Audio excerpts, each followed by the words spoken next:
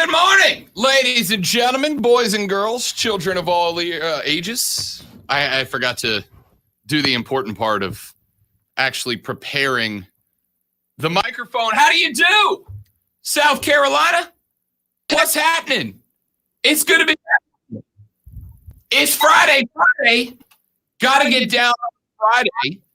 The Rob Brown Show is rolling. I am Rob Brown. Over on the other side of the glass, physically and literally, metaphorically, I should say, and literally. The great Alonzo, hashtag Dad Kicks, Colonel Grudge, the Alpha and the Omega of ESPN Upstate, the conductor of the Symphony of Sound, the content cash cow, the pinnacle of professionalism. Happy Friday, Lonzo. Happy Friday. I'm also here spiritually, and I'm existing throughout the multiverse all at the same time. Metaphysically. Literally, metaphorically, and metaphysically. He's in charge of the broadcast. All right, so what you're saying is I don't really understand the words that you're using, and that's fine. So I just simplified it a little bit for myself and people on my level. Oh, wait. I have the button so people don't have to listen to me hack up along anymore. How about that?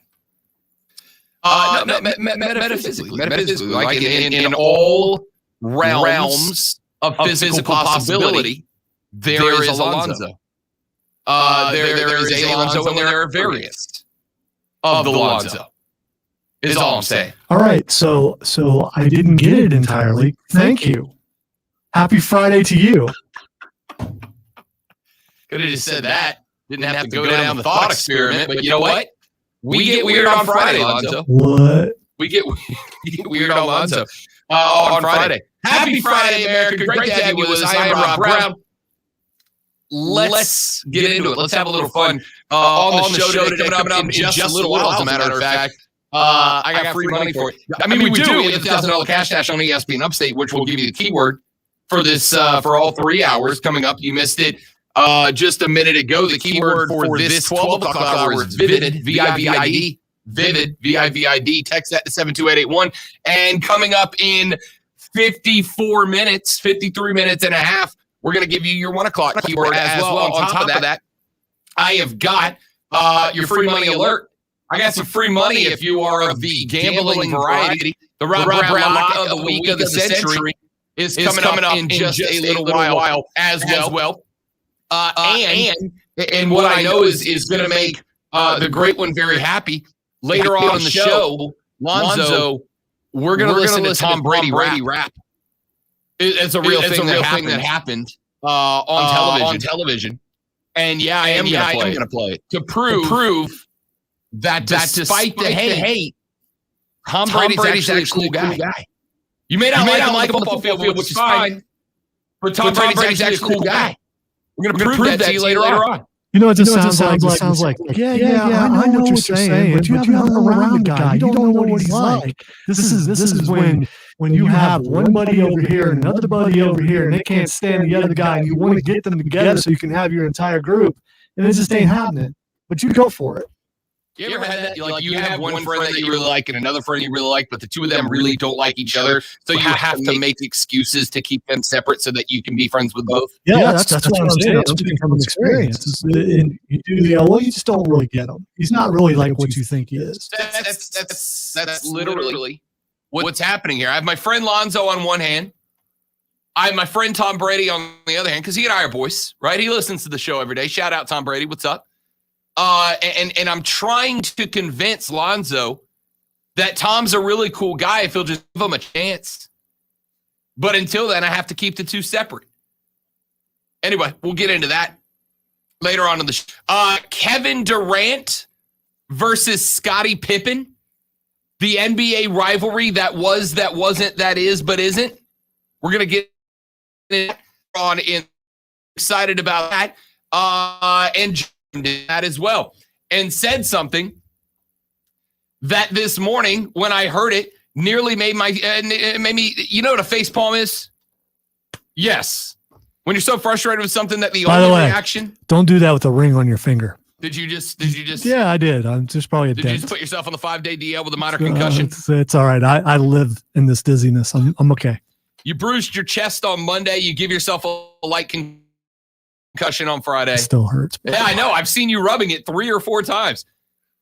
I don't even remember what it was about. I just know Lonzo slapped the crap out of himself. It was me going Chris Farley. That's what it was. And it was actually last week. It's still sore from last week because I wanted to make sure it was heard on the microphone, so I hit myself extremely hard. Why is it that when we have a bruise, the number one natural reaction is to repeatedly touch the bruise to see if it still hurts? It's a bruise. Of course it hurts. But it's like when somebody puts up a "don't touch wet paint" sign, we all go, "Is it though?" Oh, it is. It is. Anyway, we'll get into that later. But before all of that, let's get into it. Let's get the show started the way we can get the show started the best. Let's do lunch. This is a very nutritious lunch. All the food groups are represented. You guys are here. What in the wide, wide world of sports is going on here? Lunch!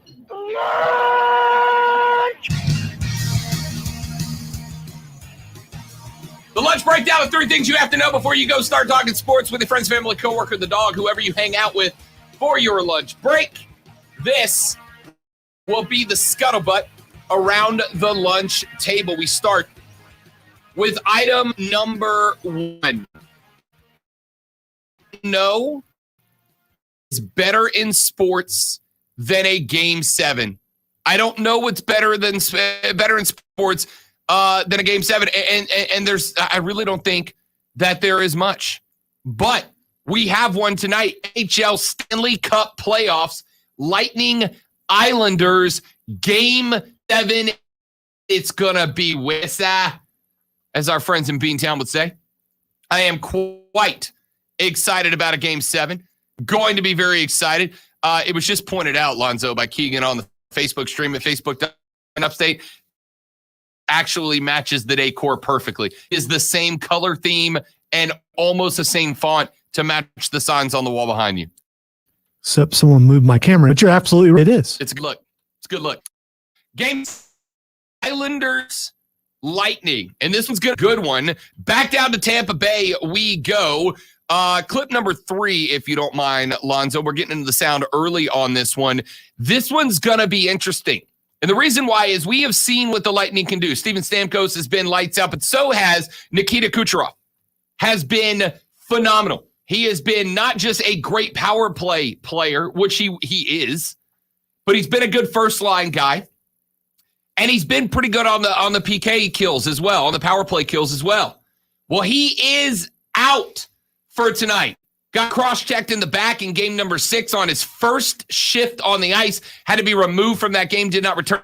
Looks like he'll be unavailable for this evening as well. And that is a problem. According to Barry of ESPN, his breakdown on why Kucherov going out may make Kyle Sullivan, our guest earlier this week, who called Islander, and he gets a little extra help with Nikita Kucherov being off, according to Barry Melrose. Is Nikita Kucherov going to play? Because that changes the complete dynamic for that game and the Tampa Bay Lightning. Yeah, without a doubt. If Kucherov doesn't play, they're not the same team. They're not the same team on the power play. They're not the same team 5-on-5. He plays so many different situations.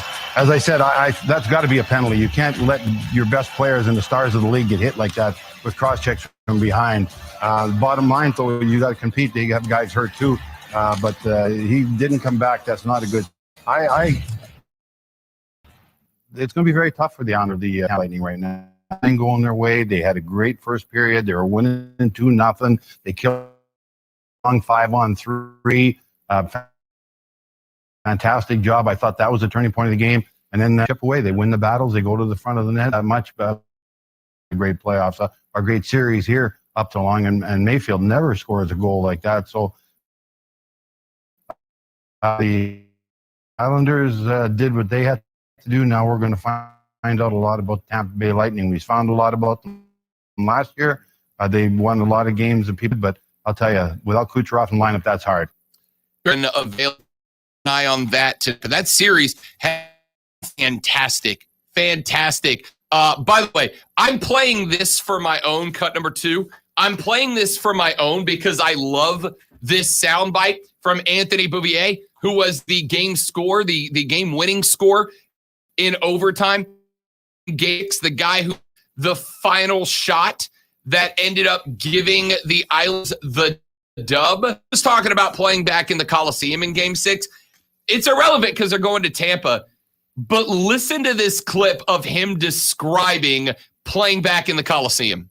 Feels amazing, to be honest. I mean, that building coming in overtime was smelling like cigarettes, and now it smells. I mean, that is going crazy. So, I mean, everyone's happy. We're going back to Tampa, and obviously huge effort from our team today. Dude said building smelled like sits beer. Hockey, ladies and gentlemen. I was going to ask you, was he being positive or was that a diss? I wasn't sure. Pretty sure he was being positive. I'm pretty sure that was a compliment to say, yep, we are back in a spot that smells like heaters and brews, and we love it. And I'm relatively sure that was a compliment. And a great one at that. And a great one at that. I loved it. I really did. It smelled like heaters and brews in the Coliseum, and it made it feel like hockey. I loved it.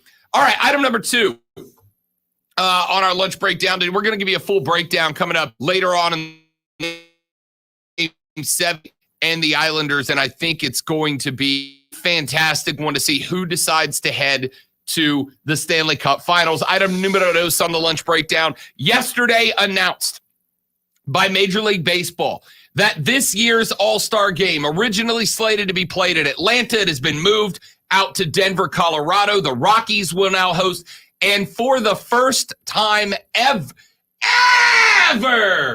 you got to lean into that, Lonzo. We talked about that earlier in the week. For the first time ever, you want to do it? No, I'm not. I need voice for the rest of the day. Yeah.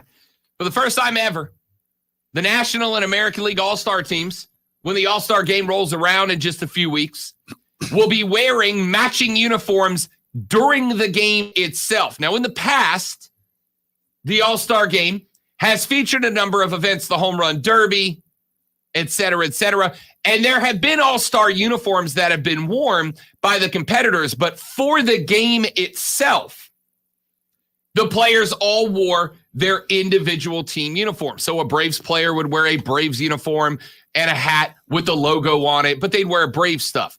And the Red Sox guys would wear Boston jerseys with the patch on the jersey and on the hat, etc. This year, for the first time ever, these two teams will wear team uniforms during the game. Now, I don't have an issue with that. I don't care. I've told you guys in the past, and it's something I've taken heat for in my career, and I don't care. Tradition is important, but it is not the most important thing in sports. Yes, it is important to have tradition because tradition is what connects you as a fan to the past, whether it's the fans of the past, the teams of the past, whatever. But you should, in my opinion, never uphold tradition to the detriment of what you are trying to accomplish today. I don't care about breaking tradition. Here's the problem that I have. It is yet another decision that Major League Baseball has made that is not just short-sighted, but is just not effectively executed. The jerseys that they will be wearing are horrendous, all right? And again, not a big deal. We've seen this in a lot of sports where a team or an organization rolls out a new look, and it's not ideal, and that's fine.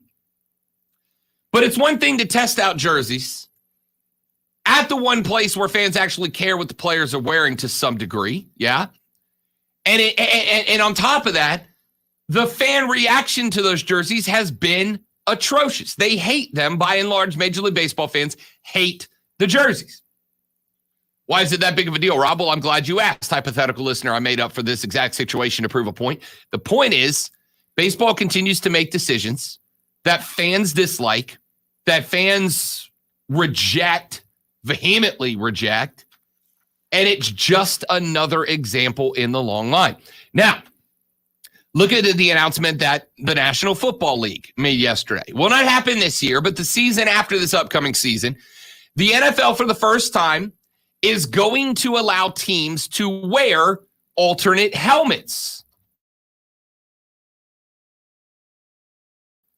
Is that a big deal in the grand scheme of things? Again, no.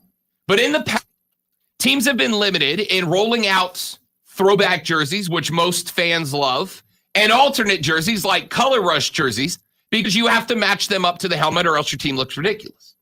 But the NFL said, wait a minute, our fans love the alternate jerseys.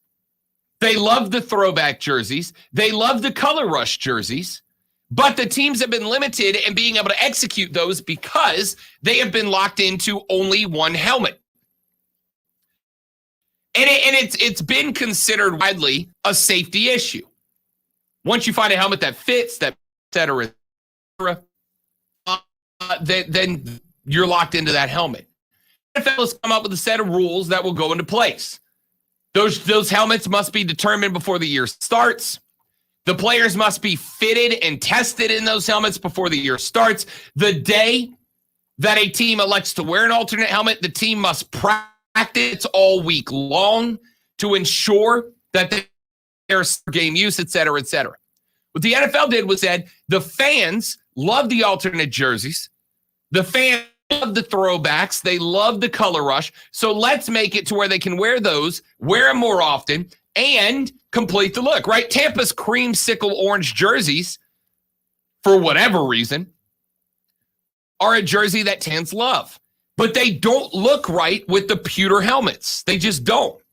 But now Tampa can bring back the old throwback creamsicle orange white helmet with the Buccaneer face logo on it from years past and break that out. And the fans are going to eat it up because football was forward thinking, addressed this situation in a way that fans love, and baseball, for whatever reason, incapable of doing that. Now, I know it's a silly couple of stories, but it illustrates a larger point. When you think forward and you react to and give the fans what they want, there is a reaction. Baseball, even when they're trying to be forward thinking, continues to find ways to miss the mark. These jerseys are horrendous. Most people seem to hate them. They're in Denver, Colorado jersey, Lonzo, and the jersey trim is a floral pattern. It's a Hawaiian floral pattern on the trim of these jerseys. When it should be wheat. Literally be better. Pot leaves would make more sense for a game in Denver. The city. More sense than a floral pattern. That's exactly what I'm saying. Baseball doesn't think when they're being forward thinking. Football does. Look at the difference in the reaction to two different uniform announcements. Baseball fans reject the all-star jerseys. NFL fans hype over helmets.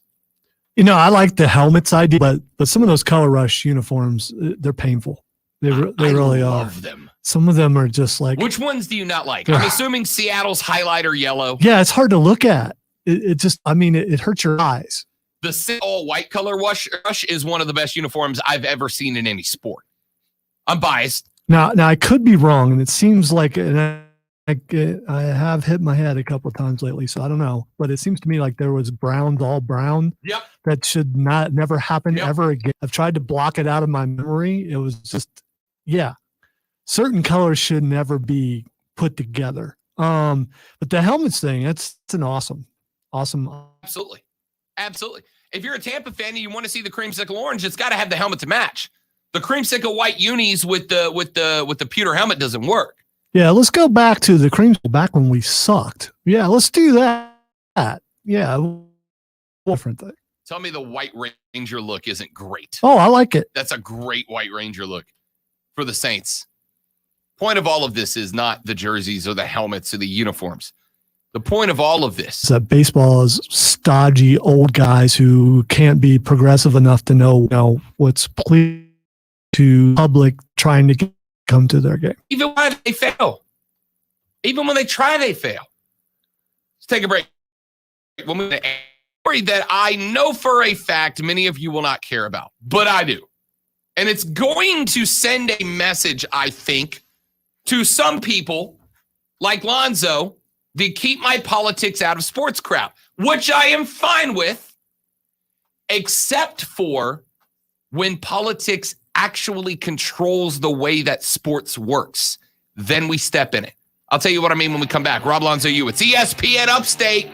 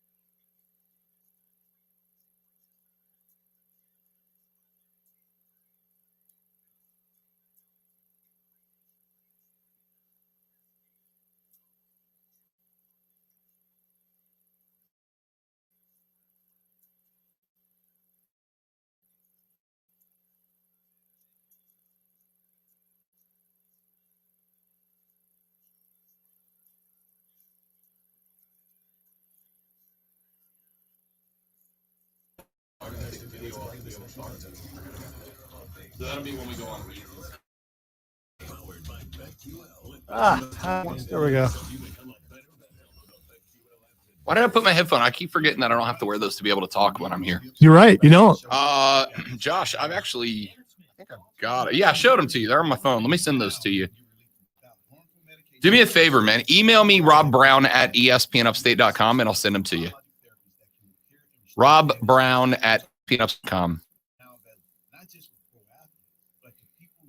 At QC Kinetics, we're seeing patients every day who suffer from chronic joint pain but who desperately wanted to avoid surgery.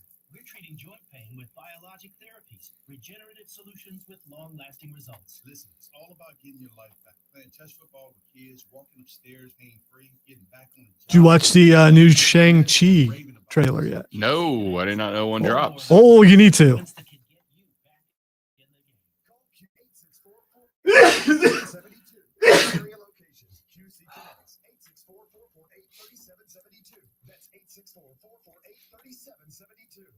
Presented by Rocket Mortgage.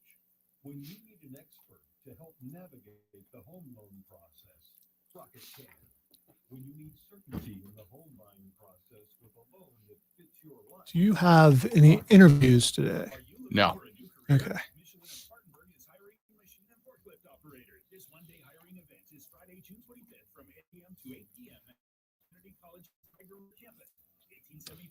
Oh, I have a video that I took for you at the golf tournament. Let's see if I can find it. And our employees are eligible for a competitive benefits package on their first day of employment. Wages start at $18.20 per hour. And eligible for a $1,500 sign-on bonus. Don't miss this great opportunity. See you there. Spring is in the air, and the Austin Golf Cart is now on sale. People just don't get it. They don't get it.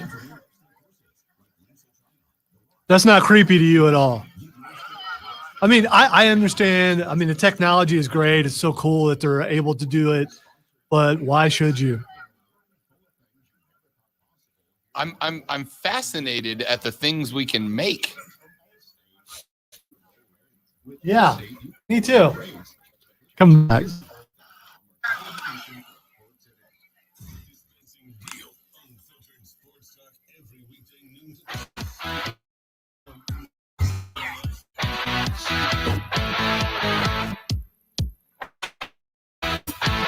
Lonzo hates robots and technology.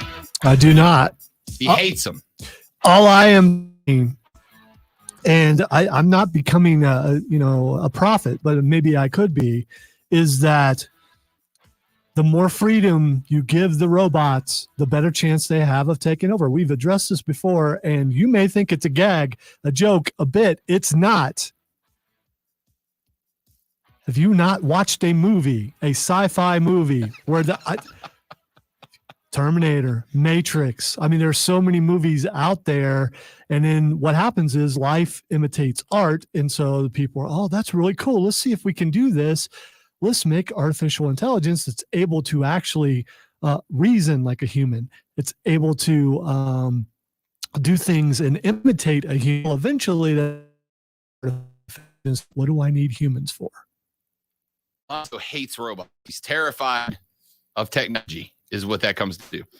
And at the BMW Pro-Am a couple of weeks ago, so what's the name of the Boston Dynamics? I think is the name of the company. It's Boston. I think it's Boston Dynamic. Or Dynamic.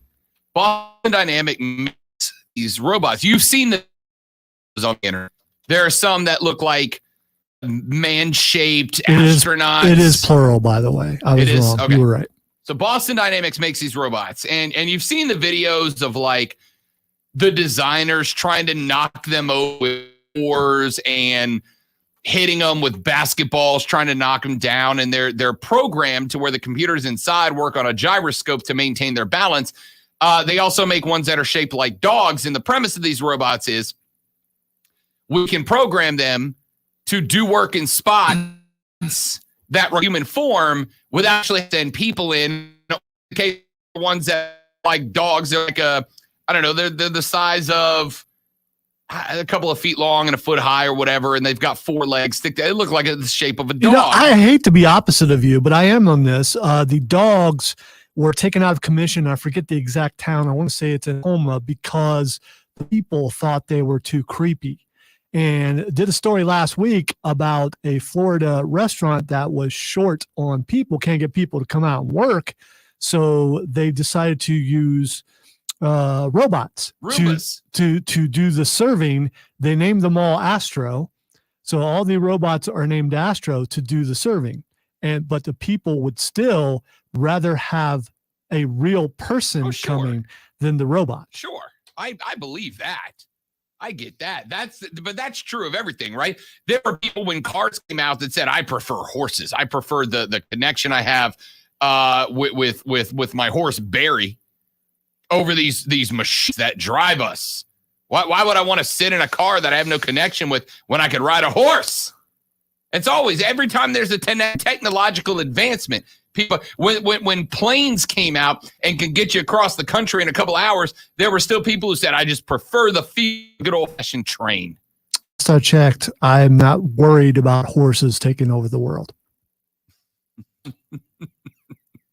People were afraid of cars taking over the world, right? No, they weren't.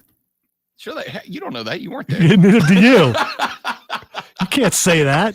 But the point is, anytime that, so anyway, the blah, blah, blah story I'm telling is that when I got to the BMW Pro-Am a couple of weeks ago out at Thornblade, Boston Dynamics was there and they had one of the dog robots, right? And they designed these robots to send into places where there might be landmines, whatever. So we don't have to send dogs in, right? I'd rather send the robot in than poor Fido, the German Shepherd. By the way, all kidding aside, when it comes to that, as far as robots disarming explosives and finding landmines and things, that's a great use for it. Yeah. So they brought one of these, and it was really funny. They had one of the dog robots out there. The guy that was controlling it there was this little kid. He probably, 8, 9 years old. And he's got the dog, and the kid walks up to it, and the dog starts down too. The kid gets down on 4, and he's like crawling around on the ground, and the dog robot is mirroring him and matching his lateral movements and forward and back movements like a real dog might.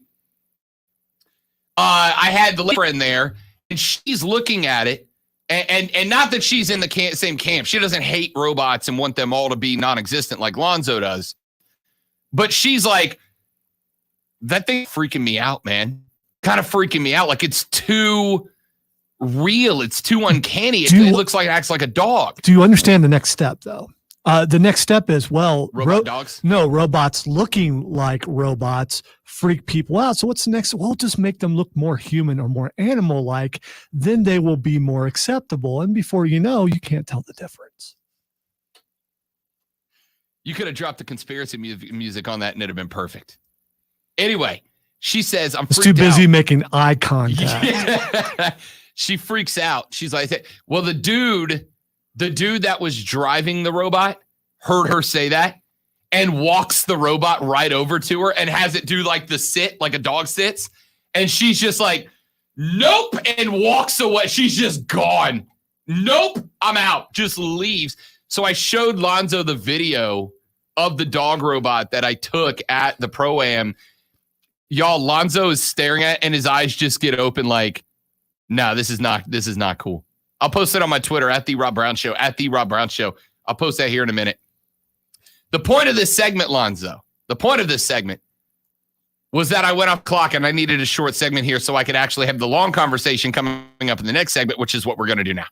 844-477-3776, 844-GSP. You don't have to tell everything, Text us on the Ingles Market text line at 71307. When we come back, I know we want politics out of sports. I accept that we want politics out of sports. But there are times when politics bullies its way into sports, and we don't have a choice. That's what the conversation won't be about, the politics that are in the sports. It'll be politics bullies its way into sports, and then we have to talk about it. I'll explain what I mean next. Rob Alonzo, it's ESPN Upstate.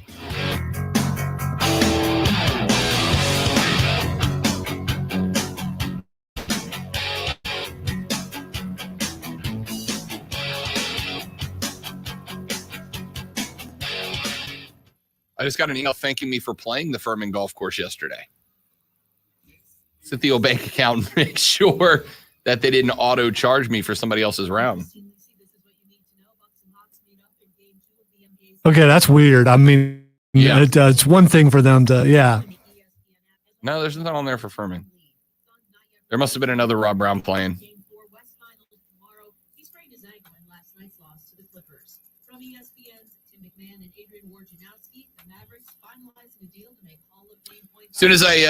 Josh, as soon as I get out of here after the show, as soon as I get out of here for the show and get back to the computer, I'll email those videos to you or those pictures to you. Josh is the guy who DJs the Triumph tailgate parties before the games, before the matches. And a couple of weeks ago, I brought one of my cameras. I have a camera. I brought my camera to the game and was taking pictures of the tailgate, and I got a couple. That's what he's asking. ESPN, Lonzo has been watching Ex Machina too often. I gotta say, Ex Machina pretty freaky. It's all predictable. Nothing wrong with that, but it's kind of predictable. Don't trust the robots. I mean, so the robot's going to betray at the end, betray the human. Have you seen Ex Machina? I have not. It's been out for a really long time. The effects are pretty good. I mean, I know what it is. It's got I think Oscar Isaac, I believe, is ours.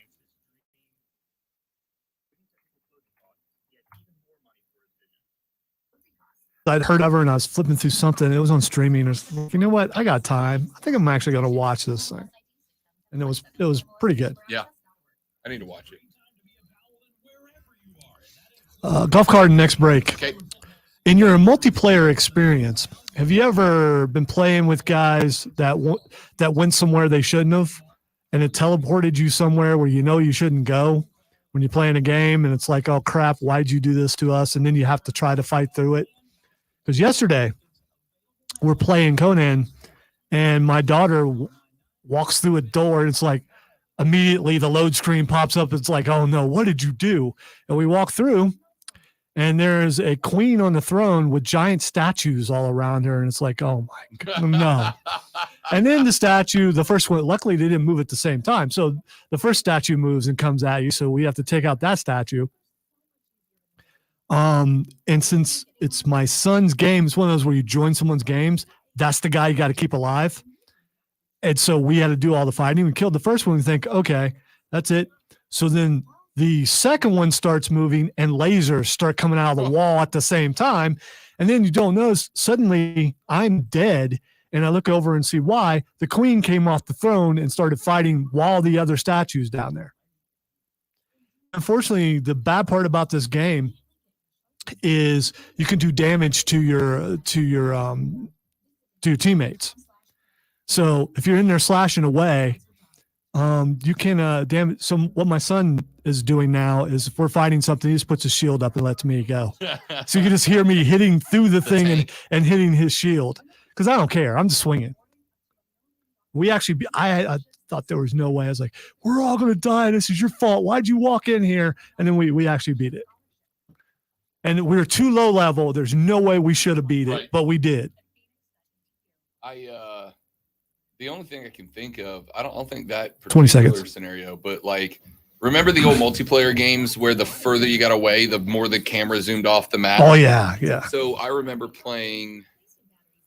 Oh, what game was it? One of the original, like, not open world, but the levels were spread out and you could go different places as a team. With a buddy of mine who just refused to do what the team was doing, and we'd end up playing with a camera that was in the stratosphere.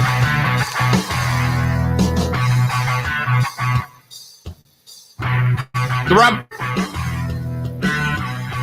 Rob Brown Show rolls on. It's ESPN Upstate. Rob Alonzo with you.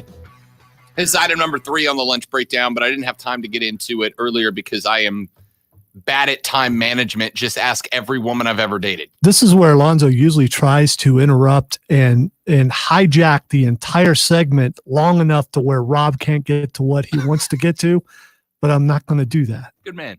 Good man. Clip 11, Lonzo. So the U.S. women's Olympic basketball team, the roster was announced earlier in the week. And there was one obvious snub on it.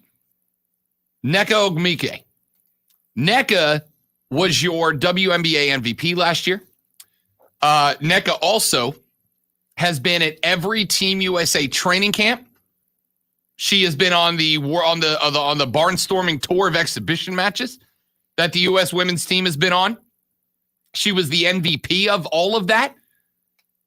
Nneka should have been the first player selected for the roster, but she wasn't. Now, Dawn Staley and the committee placed in charge of selecting the roster said it's because Nneka Ogwumike has a busted knee. But the timeline she's on would have made her available by July 25th, which is when the U.S. women's team begins playing their Olympic round, opening round games. Nneka Ogwumike did not make the roster. And while Team USA Olympics says it is because of the injury, there is not precedent there. 2016, Diana Taurasi had a cracked sternum. You ever had a cracked sternum, Lonzo? Well, last week when I hit Besides, No, I haven't. It freaking hurts. It hurts to move. Cracked rib, cracked sternum, hurts to move, hurts to breathe, hurts to laugh. I have had bruised ribs before, so yeah. Stings. Diana Taurasi had a cracked sternum, was expected to be ready by the Olympics, same with Nneka, and was put on the roster. And there have been other cases of injuries and players being selected despite being injured because they were expected to be ready by the Olympics. Yet Nneka was not selected to the team.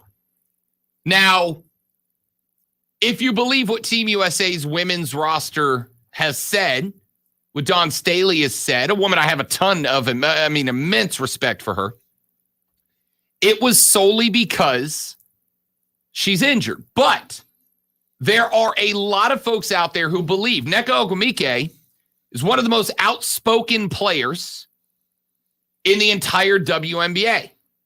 Her sister works for ESPN. She has a platform. So does Nneka. And she has been one of the most outspoken people in the WNBA about a lot of things. About the return from the coronavirus, about the social justice movement, et cetera, et cetera.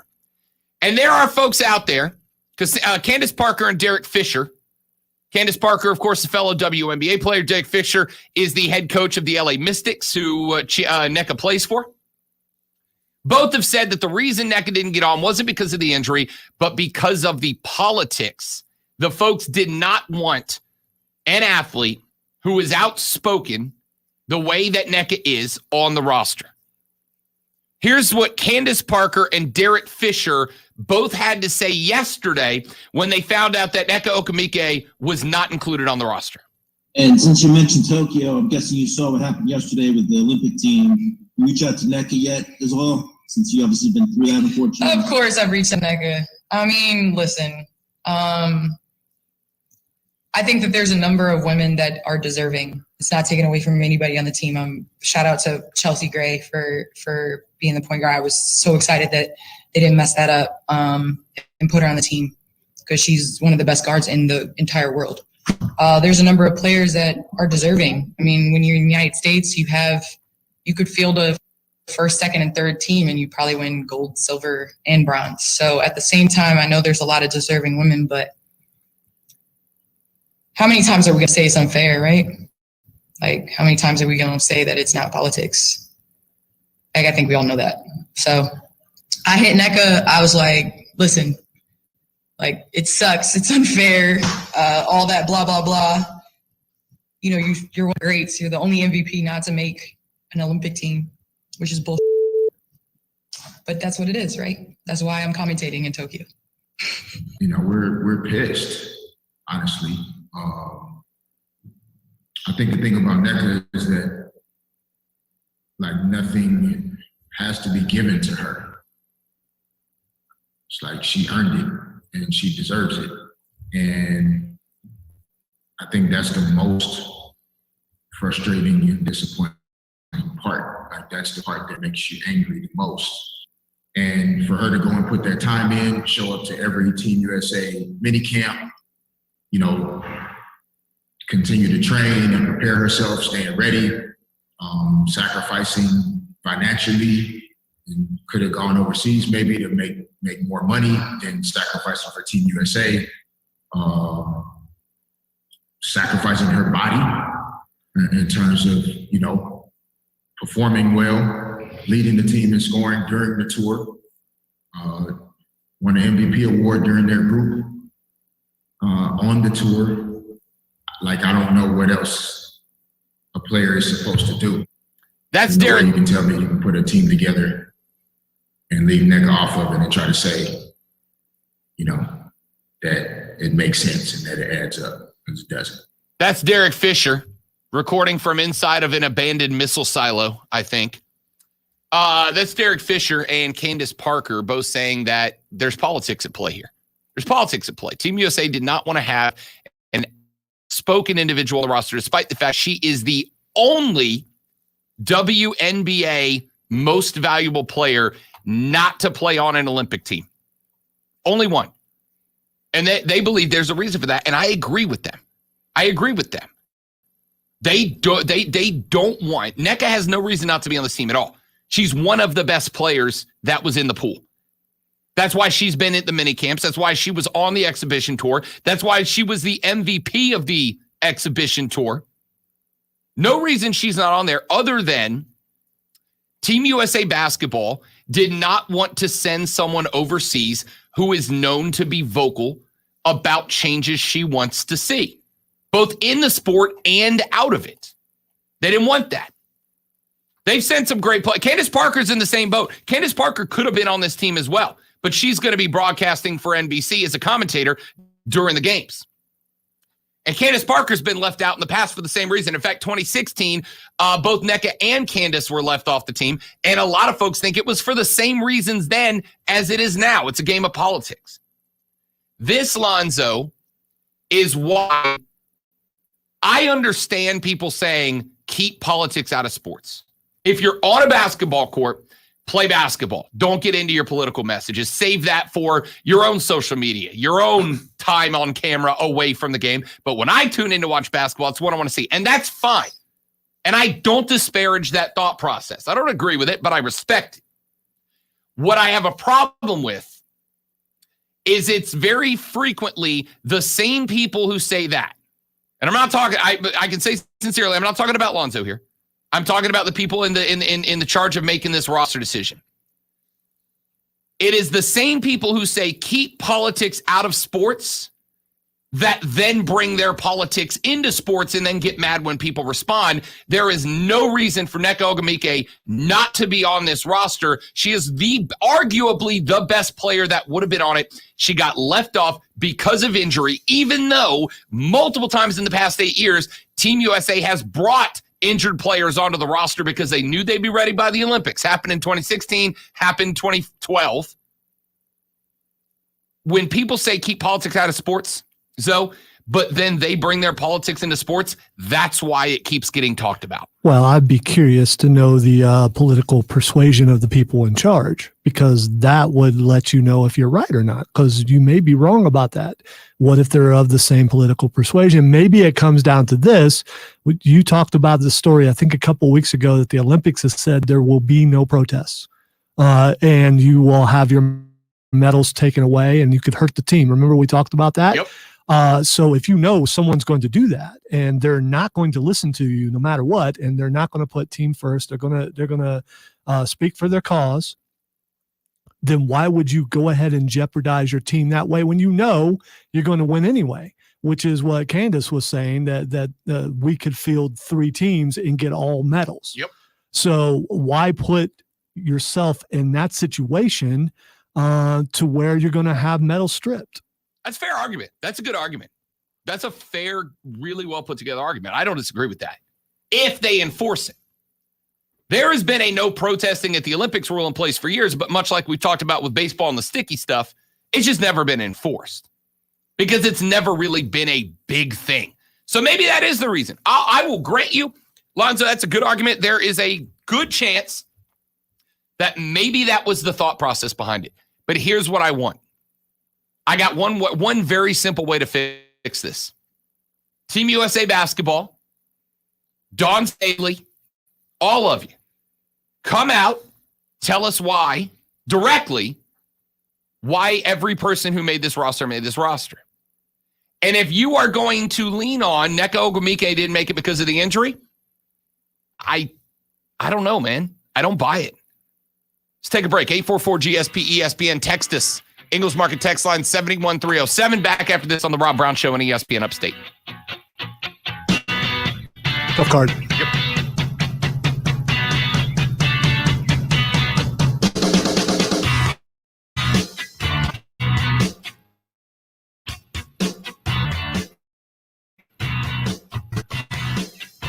The 2021 Up card is on sale now.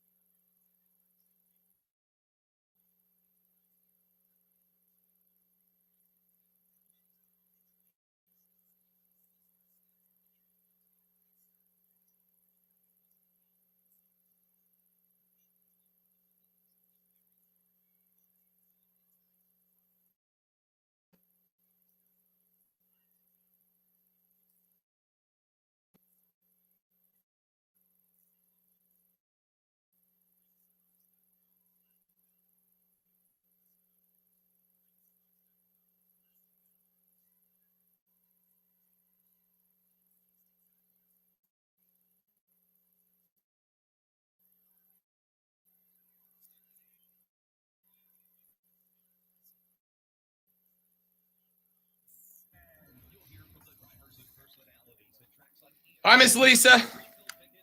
Welcome back to the party.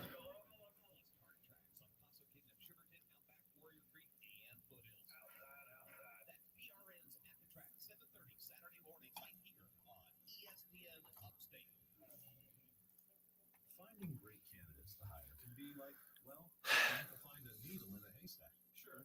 I decided to put that stuff off till after 3. Then stuff that out because I don't want to. Dude, if you got to work. No. I'd rather. They're very date and time sensitive, and I'd rather be able to give my entire attention to them. Plus, I'm being sent more work, so this way I can compile and then attack.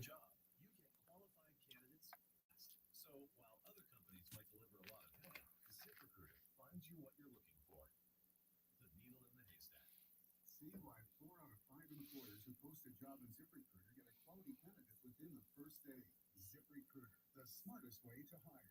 And right now, you can try ZipRecruiter for free. That's right, free at ZipRecruiter.com/radio. That's ZipRecruiter.com/radio. ZipRecruiter.com/radio. There's nothing worse than coming home from a hot day to find out that your AC unit isn't working. When this happens, you need an HVAC company you can trust. A company like Priority Heating and Air. Their HVAC specialist will give the system a thorough checkup. And if you need a new unit, Priority Heating and Air is a proud distributor of the Coleman line of HVAC systems. So keep your family or business cool this summer and give Priority Heating and Air a call today at 591-1847 or find them online at PriorityHeatingandAirHVAC.com. Hey, it's Bill Donovan from Breakaway Honda. Right now, Breakaway, we have over 500 new and pre-owned Hondas. The fact says in the stream, I'm also at work the entirety of my attention. I believe you, Stathakis. I do.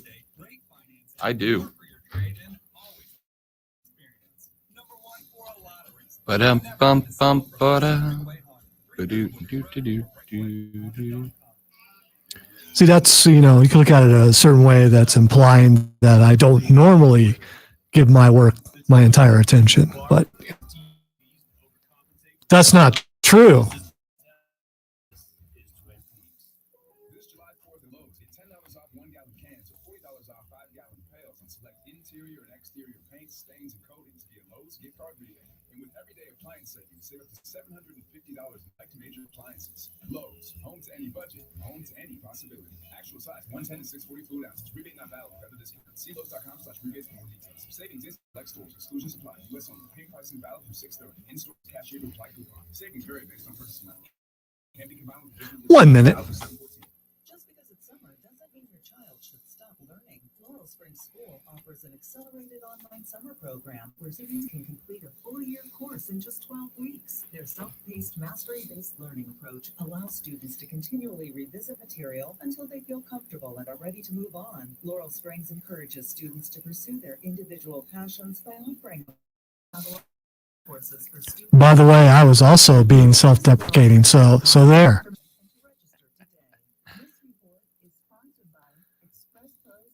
You can't dog yourself as much as I can dog myself. That's a challenge. But that's you giving yourself credit for being good at something, so you're now trapped in the self-deprecation paradox. What to do, what to do. I'm skilled enough to be cocky and self-loathing all at the same time.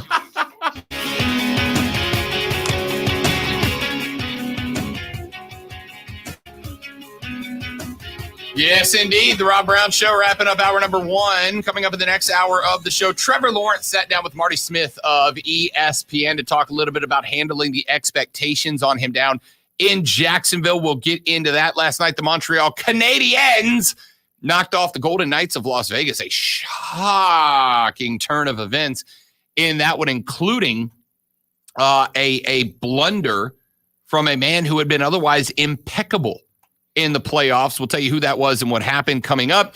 Tom Brady is going to rap in the next hour, and Lonzo is going to love it. Love it. We got that for you. Plus the Kevin Durant v. Scottie Pippen beef that's been building. We're going to break that down as well. But before we get to any of that, let's try to win you some money. What do you say? The $1,000 cash dash on ESPN Upstate. Your 1 o'clock keyword hour is rock. R-O-C-K, rock. R-O-C-K, rock. You're going to text rock to 72881, 72881, 72881. Text rock, R-O-C-K, for your chance to win $1,000 in the $1,000 cash dash on ESPN Upstate. I want to rock. R-O-C-K. I will not sing in the next hour if you stick around. That's my promise. The Rob Brown Show's on your radio. It's ESPN Upstate.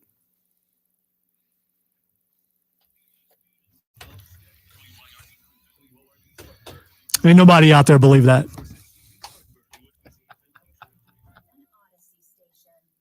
I want to rock.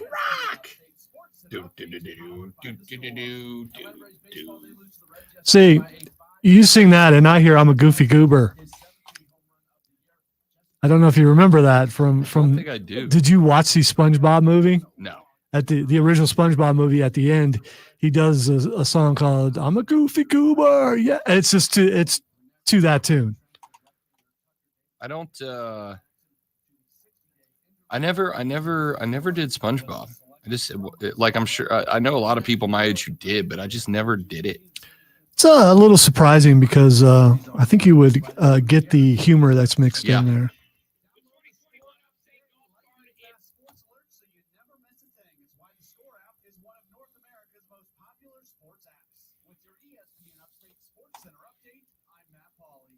I am not a huge SpongeBob fan, but my children were. So, watch with your kids type of thing.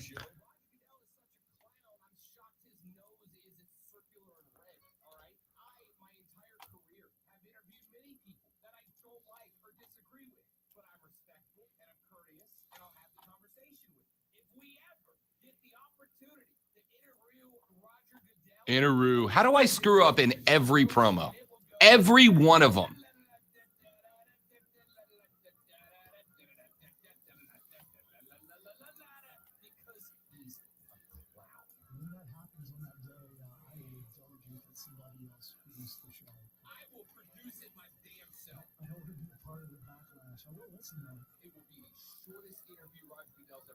Ladies and gentlemen, on the phone line now, Roger Goodell.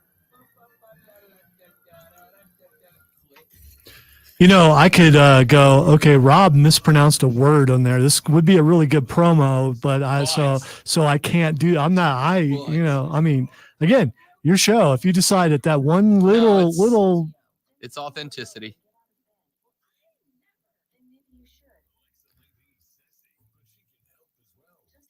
I think the parts around the slip up are so great that, again, it makes it more real, and you just forget all about that. Speaking of self-deprecating, you're too hard on yourself. I demand less than perfection, and I have times that I don't accomplish that. Congratulations.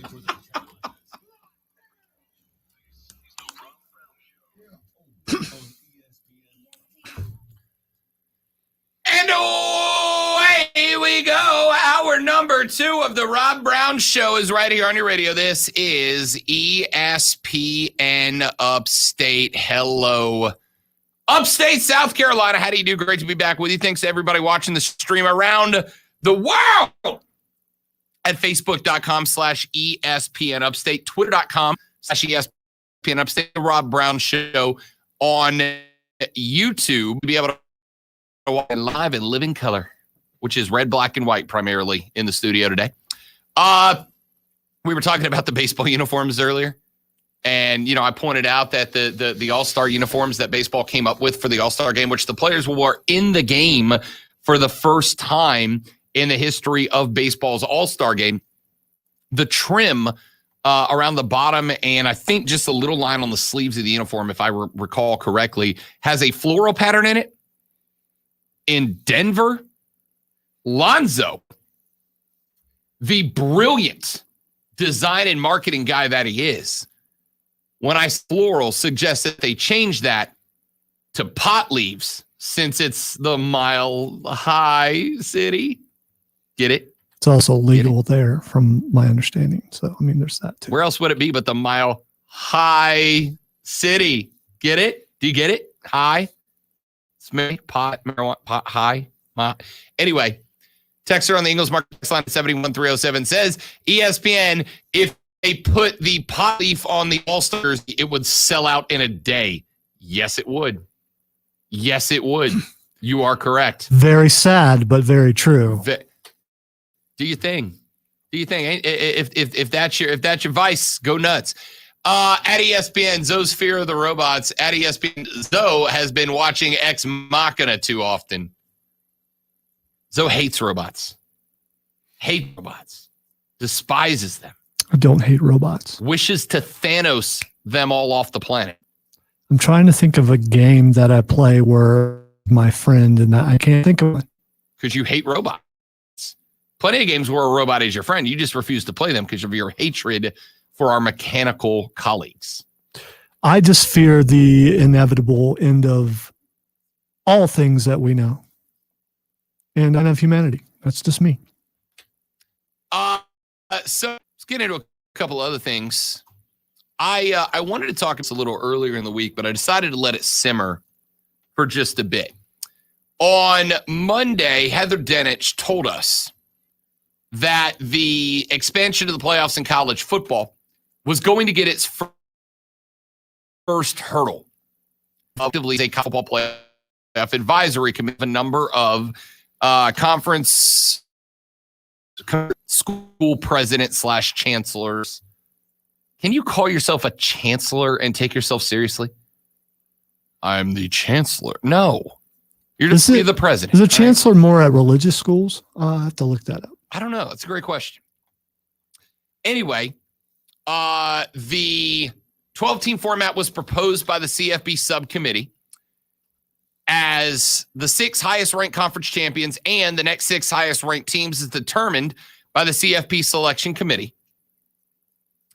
And on Tuesday, it got a boost. It got up. It is now moving on to a summer review period. During that summer review, gander at it, work out some more kinks. It's going to be adopted. It will likely be months from now, and it will likely not go into effect near, and perhaps not the year after that. We could be looking at the 23 season as the first season where we see a 12-team playoff, if it's approved at all. I suspect it will. Has started looking through some of the arguments that people are making. And we earlier in the week, I gave you my arguments for them. Okay?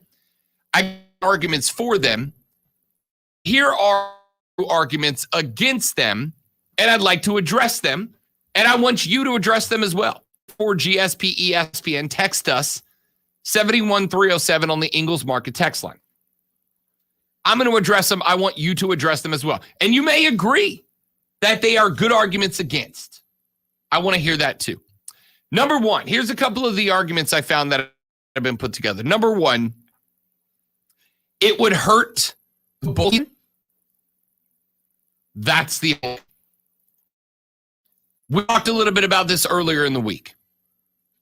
I need to make it abundantly clear to those of you who have made the argument that an expanded playoffs will hurt the bowl season. I need you to know that your grandpappy's bowl season doesn't matter. We talked earlier about tradition.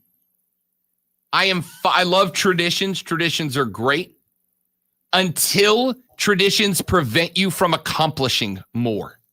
That's when it's a problem. Your grandpa's bowl season is dead and gone. Short of a handful, and I'm going to say this, and it's going to sound disrespectful, but it's not meant to be. I mean this as a term of endearment. Short of a handful of old-timers, Lonzo, you can answer this. You're a Big Ten guy. Do contemporary Big Ten fans the same love and admiration of the Rose that Big Ten fans in the 60s did? Absolutely not. No. Nobody cares anymore. Does anybody care about the Cotton Bowl the way Texaners cared about the Cotton Bowl in the 60s and 70s? No. Nobody cares anymore. Ask me how I know. Ladies and gentlemen, round of the Rob Brown Show Home Edition. Can you name me just one Cotton Bowl winner from the last, I don't know, Lonzo, 3 years? Can you name me one Cotton Bowl winner from the ever years? Just somebody won one. Texas. Give me the year they won it. Let me specify that game. Yeah, I'm sure you can name one because a lot of teams have won it. I'm going to go with 1987. Texas in 1987. Guesses Lonzo. Well, let's take a look. Let's take a look at winners and losers of the Cotton Bowl. Let's go all the way back to 2020. December 30th of last year, Lonzo, who won the Cotton Bowl? Hell, who played in the Cotton Bowl last year? Mississippi State. Nope. I don't know. Yeah, which is shocking because here's the thing about which we don't care, Lonzo. Last year's Cotton Bowl featured number 8 Oklahoma and number 10 Florida. Oklahoma decimated the Gators 55-20. That's last year, a top 10 matchup. And I bet you there's maybe 4 or 5 listeners that knew that. Including Mark Ryan, who's just correct, needing to pick himself up off the floor that I didn't know that. He probably bleached that game from his mind, if I had to guess. So he probably didn't even know. 2019. Can you name me a participant? Can you name me one participant from the 2019 Cotton Bowl? That's a big bowl, right? 55,000 packed in to watch that game. Can you name me a participant? Wow. So the stadium was full. 54,000. So it had to be or that's maybe full. So that'd be a decent team in there. Number 13, Penn State beat number 15, Memphis, 53-39. All right. There's one decent team in there. Here. 2 more, then we'll be done with this game. Proves my point. No, Zoe. I'm even going to tell you have a built-in advantage for these two. All right. 2018 Cotton Bowl. Give me a team that played at it.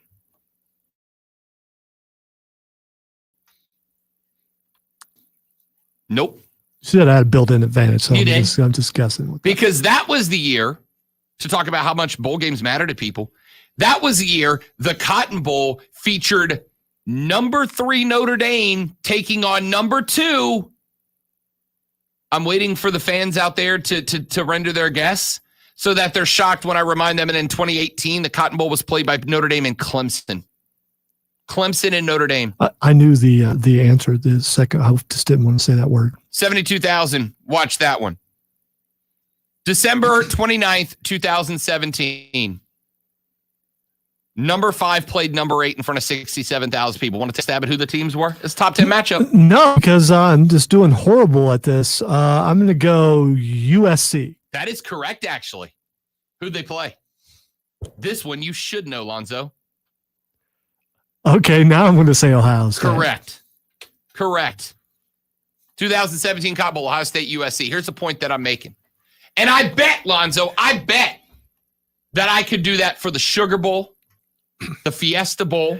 Yeah, but there's some Rose Bowl. There's some stats guys out there. There's some college guys, the nerds that can just boom, boom, boom, knock all that out of there. But they don't have it memorized because the bowls are important to them. They have it memorized because that's what they do. They just remember sports facts, which is great. But the point here is, if your argument is because the bowl system will take a hit, I got news for you. The bowl system has been irrelevant the way that Grandpappy loved for about 20 years now. And New Age fans, they don't care. If the bowl being relevant mattered, then every year when we get to bowl season and number 35 is playing number 52 in the Hawaii Bowl, I wouldn't have sports talk hosts around the country going, why do we have so many bowls? Well, because bowl season's right. No, it's not. Argument number. The scenarios for conference championships will be ridiculous. Shaking the Southland put up this argument. I collected arguments from a couple of places. They said, quote, on the one hand, if they drop out of the top 12 of the loss, then they would be better off not qualifying. They shouldn't be punished for winning their division. What if they're securely in the top 12, but have to play an elite team for the conference championship? Can they opt out? It becomes even more ridiculous if they pull an upset and make the playoff as a 5 through 12 seed. Then they'd have to play as many as 3 playoff games. That's 4 total postseason games on top of a 12-team schedule. Is that a reasonable ask of student athletes with classes and final exams? I love this, though. I love that people will immediately jump to how tough it is to be a student athlete when it serves their purpose. But when I go, wait a minute. You understand how much hard work goes into being a student athlete, but you don't want them to be able to make any additional money. And then all of a sudden it's, well, that's part of their responsibility. It's what they signed up for. But when it's an argument against going to an expanded playoffs, then it's, won't somebody think of the athletes? Won't somebody that's go to school and play sports? It's just not fair. I want to hear it, dog. I don't want to hear it. Are they in school during that time for those important bowls? For the lead up to them. Most of them are out for the, week before Christmas, week of Christmas, week after Christmas, at the most. So, but if you're playing in one of those important bowls, it's right around that time. So you're not really losing any school time, are you? Quick question. How many college football players in total across the NCAA, Lonzo, would say, no, I would rather have my Christmas break and play 2 less games than have a shot at a national championship? I'm going to guess the answer is about, quick math, carry the 3, divide by 2, 0. I'm going to go with 0 football players would say, no, I don't want to play one. It's only adding 1 game. I want to play 1 more game. So no thank you to a national championship. So you get to play football. You get to travel to a place chances are you've never been to before. Yep. You get to go to amusement parks. You get a bunch of free swag. Yeah, who would want any of that? Yeah, the poor students. I don't want none of that. Now, I actually think the verse half of that argument's not bad. What if you are a divisional winner? Let's say SEC next year. Divisional winner, Georgia wins the East. They're 11-1. They go and they upset Alabama. Yeah, they upset Alabama. Do you end up in a spot? Well, now let's make it worse. Let's flip that around. Let's say Georgia is 11-1 and they lose to Alabama. So now they're 11-2.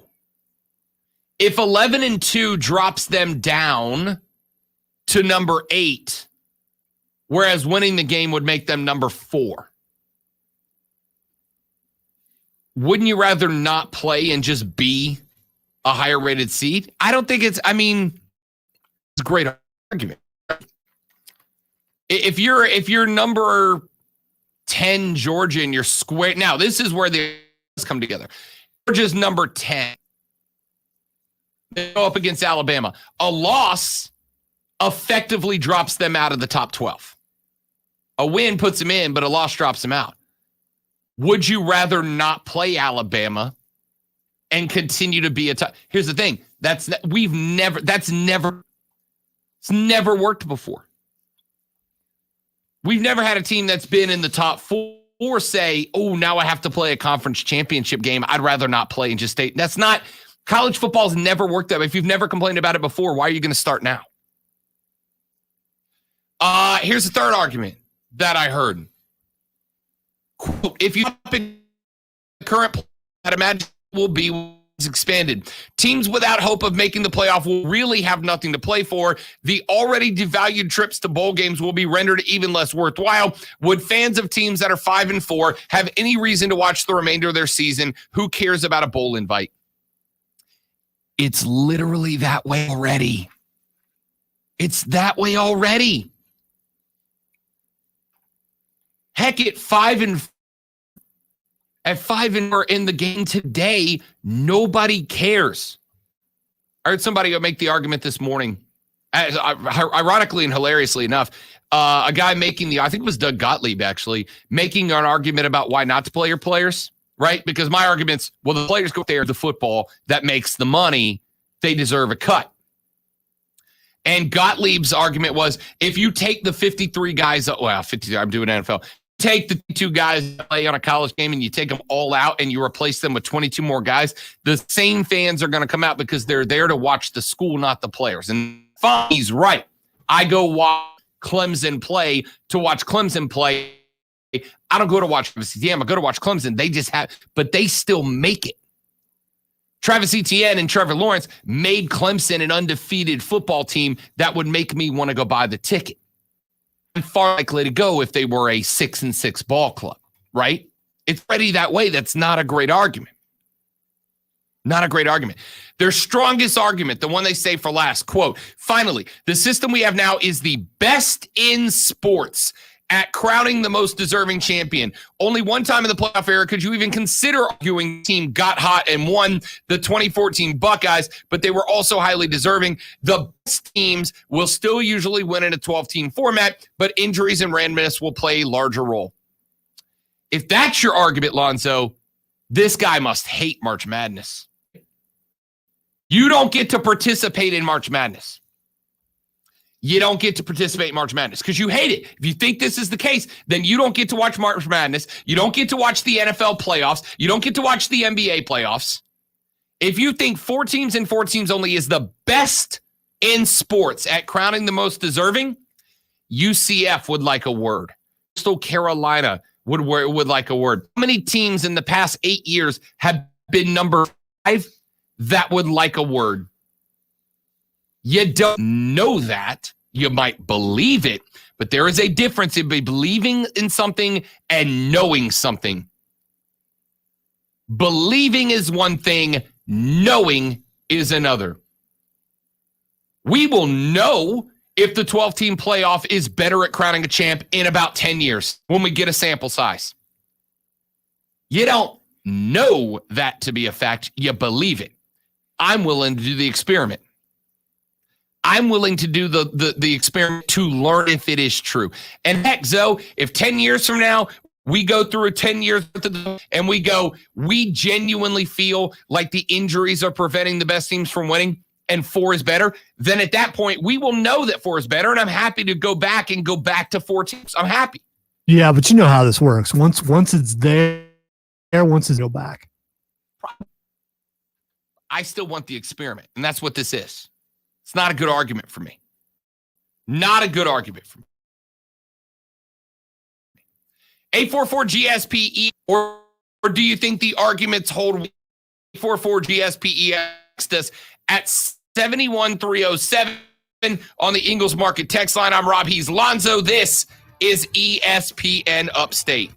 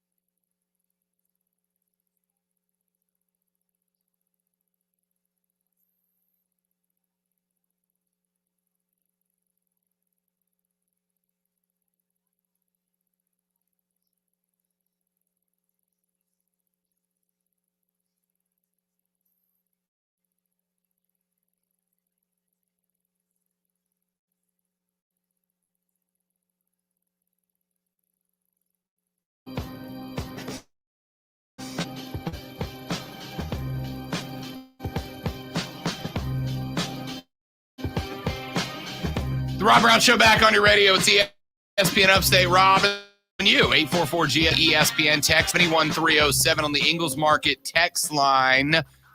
So I just read you a couple of arguments that I have heard against the 12-team playoff. I don't buy them. I don't buy them. And I will, look, any conversation you have that involves arguments, people come from a place of bias. And you have to acknowledge your bias. You have to respect and understand your bias in order to try to be intellectually honest and avoid putting your bias into the conversation.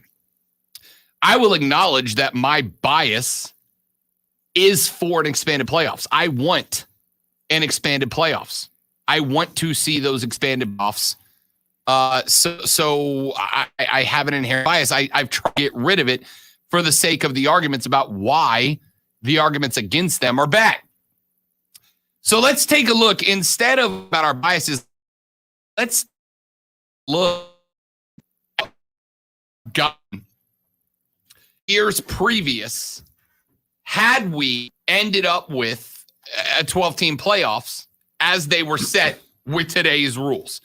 ESPN went through, Bill Connolly is a staff writer for ESPN, and he went through year by year, and he picked out what would have been the most likely outcome based on the SP Plus model of who would have been predicted to win matchups. So we just move on the winner based on who was more likely to win the games.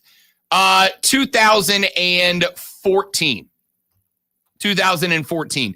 We would have had in the first round a 9-3 Ole Miss versus a 10-2 Michigan State, an 11-2 Boise State taking on a 11-1 Baylor, a 9-3 Kansas State versus 11-1 TCU, a 10-3 Arizona taking on a 10-2 Mississippi State. The quarterfinals would have been number 1 Alabama at 12-1 taking on the winner of Michigan State and Ole Miss.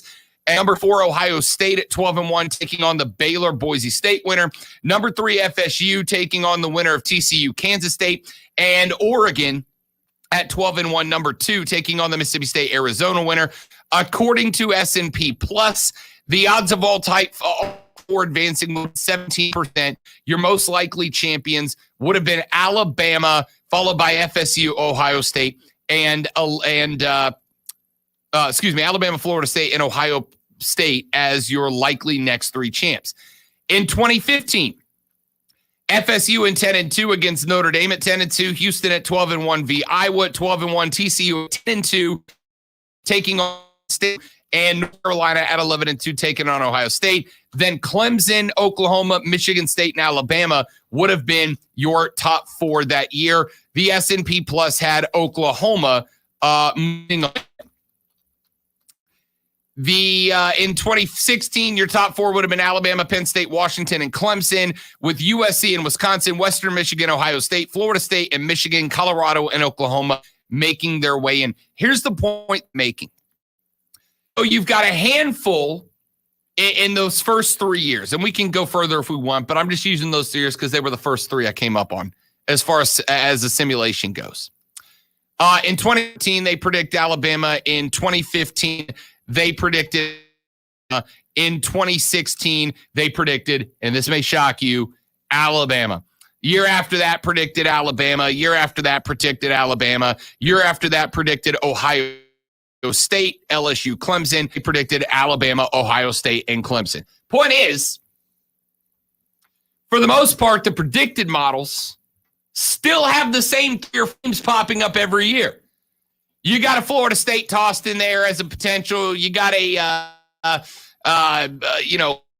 Boston in 2018 as potential. For the most part, it's Alabama, it's Oklahoma, it's Ohio State, it's Clemson that are still on the simulation predicted to have won the national championship. The point that I'm making here, Zoe, is if you believe the percentages would line up and you believe that the Ohio States, the Oklahomas, the Clemsons were genuinely the best team year after year, the simulations say they still would come out as the best team, except now in 2018, UCF at 12-0 gets in. Notre Dame at 12-0 gets in. Georgia at 11-2 with only one loss coming, or with one loss in the regular season. The other loss coming in a very good SEC championship game to Alabama would have gotten in. Michigan at 10-2 with, again, one of those losses being a Big Ten championship, or excuse me, a Big Ten loss to Ohio State, who was in as a 4 seed that year, would have gotten in. The predictions, Lonzo, say the best teams would still be your national championship winners. It's just now that the 5 through 12s, some of who have been very good. 12-1 Houston in 2015, 12-1 Iowa in 2015. In 2016, 11-1 Ohio State would have gotten in. In 2017, 12-0 UCF, 11-1 Alabama, Wisconsin at 12-1 gotten in. In 2018, 12-0 UCF, 12-0 Notre Dame, both of whom did not get a shot, even being undefeated, would have gotten in. In 2019, 12-1 Memphis would have gotten a shot that year. Zoe, the simulations say the best teams still win, but now the teams that argue they had a chance don't have to argue in the papers anymore. They're on the field too. That right there makes it a good argument for me. Well, I think the problem, though, is if you're going to end up with the same results, what's the point of adding extra games other than to shut those teams up? Obviously, you add extra games to make money. But if those teams are going to win anyway, I guess there's a chance that maybe there's an upset in there. And that would be so much fun to watch, even if it was my team that was upset, because it would be a big deal. I don't get the people who don't want this, because in the end, all their whining, all their this is why we shouldn't do this is not going to stop them from doing it. As soon as the headline broke, 12-team playoff, it was a done deal. I agree. Every tournament, every good tournament, every tournament that we talk about has upsets. All right. So breaking news: Dallas Mavericks have hired Jason Kidd as their next coach. I saw that coming. Him and Luka have a good relationship, it seems. And Jason Kidd was a pretty Luka Doncic style player, right? The goal of the Mavs is to build this team around Luka. The goal of the Mavs is to build this team around Luka Doncic, and Jason Kidd is a great candidate for that. First year with the Bucks, 2014-15, he was voted third in the Coach of the Year voting. I don't love Jason Kidd. He was a threat to be the Pelicans head coach last year. I was not on board, but less because I think Jason Kidd is a bad coach or would be a bad coach, and more because if I'm going to have a guy like Zion there, I want a guy who knows how to operate a Zion-like player. If I got a Luka Doncic, I want a guy who knows how to operate a Luka Doncic style player, and Jason Kidd's that guy. That's a good hire. Moving on from Carlisle was the right call. Kidd is a guy who can work with Luka, unlike some of the other names that have been in discussion. Yeah, I agree. And we did see this coming. It was rumored that it was going to come about. We'll see how he does this time as a head coach. Yeah. All right, so to go back to the college football conversation we were having a second ago. To me, every tournament we talk about has upsets. The year that Virginia got knocked out by the University of Maryland, Baltimore County, the Retrievers, baby. Virginia was the predicted national champion. I think they had something like 85% of brackets turned in that year, predicted Virginia as the national champs. And UMBC knocked them out. And does anybody know who UMBC is? They won't beat Virginia? No, of course not. But that was an upset that we will talk about forever as sports fans. Forever. Just because the predictions say yes. The predictions say that in 2020, Alabama was a 78% chance to make the finals. Oklahoma, 74%. Ohio State, 73%. 61% Clemson. And then you drop down to 29% for Florida and Texas A&M, 23%. But tournaments are made because, yes, favorites are favorites for a reason. Favorites in simulations where we only pick the winners based on percentage probability. That's why we play the game on the field. So I can't say for certain that an 11-0 Coastal Carolina team couldn't have beat a Oklahoma. And Oklahoma has a 74% chance of making it. That's why the tournament's a good idea. Maybe they were better, and we'll never get to know. Till now. The Rob Brown Show's on your radio. Rob Alonso, you. This is ESPN Upstate.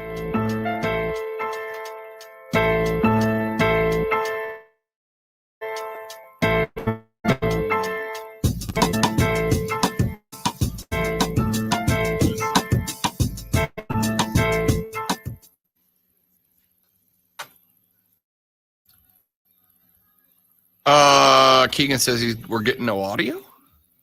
Yeah, that was during the time when we. Oh, gotcha. And I hadn't put it in. Gotcha. Okay.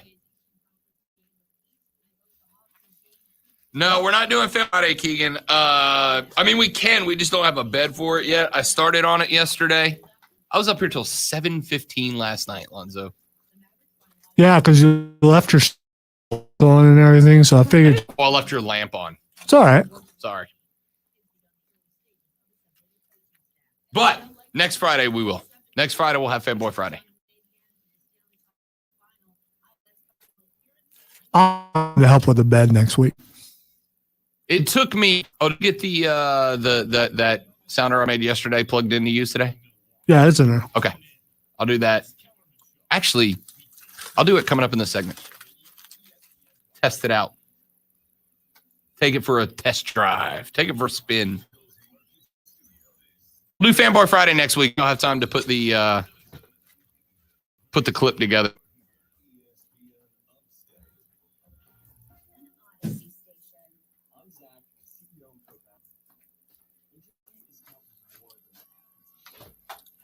So I'm my fault. You can blame me, or you can blame the person that's on vacation who I'm covering for and having to do.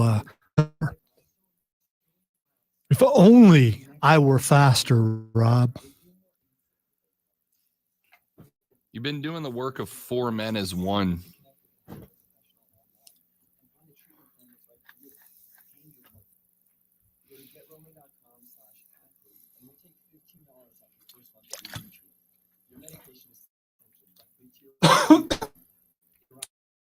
And just to be an hacker, no. But I'm guessing there is.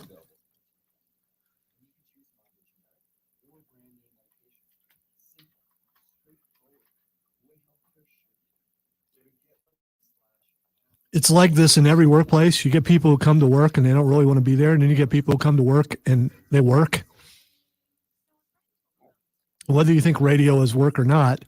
It freaking is. I work. So, I mean, you know. Most of the kids, because every now and then I'll get a kid, out of college or whatever, who's like, hey, can you give me some thought into the business and all that? And I always, yes, I'm happy because I love this job. But I tell all of them the two things you do not expect. Number one, and this is not a complaint for the stream.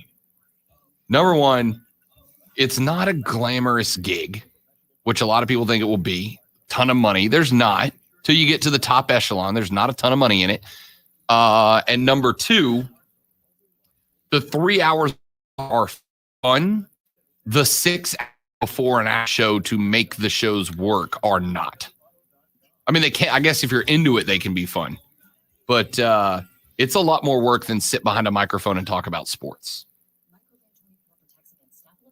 At the same time, it's something that you love, that you're researching. Yeah. If not, if it's like a 20-page having to do that you do on something that you have no idea about, at least that does help.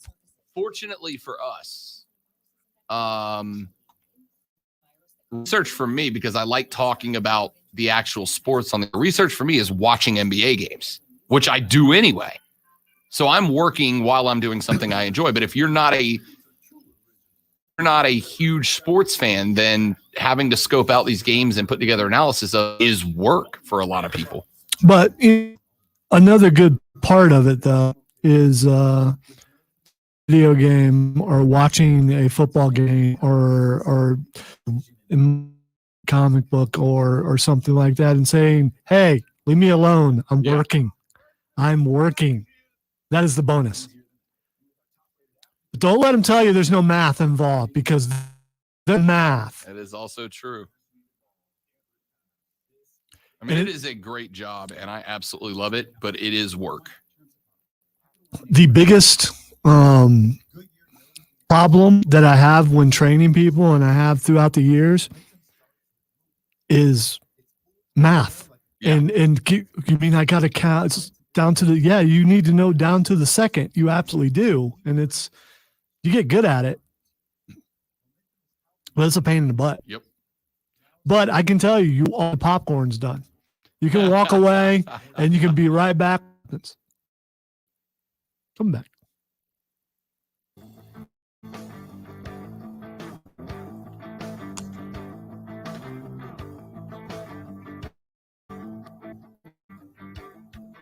The Rob Brown Show back on your radio. It's ESPN Upstate.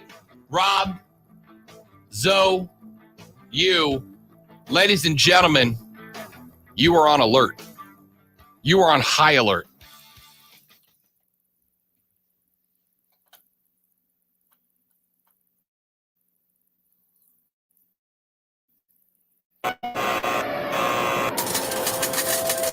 I got a for you, ladies and gentlemen. It's a Rob's Lock of the Week of the Century. The Atlanta Hawks taking on Milwaukee. Game 2 this evening. 1-1. There was never a point where it was out of reach at all. And yet, Las Vegas has the Hawks at plus 7.5 tonight. They have them at plus 7.5. They were plus 8 2 nights ago, and they won into Milwaukee and won the game. Tonight, they're plus 7.5. I saw them earlier today. At plus 8.5 on one side. I don't remember where it was, or else I'd send you there to get them. But most everywhere has them at 7.5. Y'all, Trey had a decent shooting game. The other night. And they won the game. Now you're giving me Atlanta and 7.5 points. Jeb, that's a free money alert. I took wager yesterday for this game in particular. I wanted it ready today for this line in particular because I saw last night that line at 8.5. It's going to come down. It's going to come down to 7.5. But that's man, if you are a partaker in the sports gambling, Atlanta Hawks 7.5 is a free house money, gentlemen. That's an easy one. So I usually have about 3 of those a month, right? About 3 of those a month.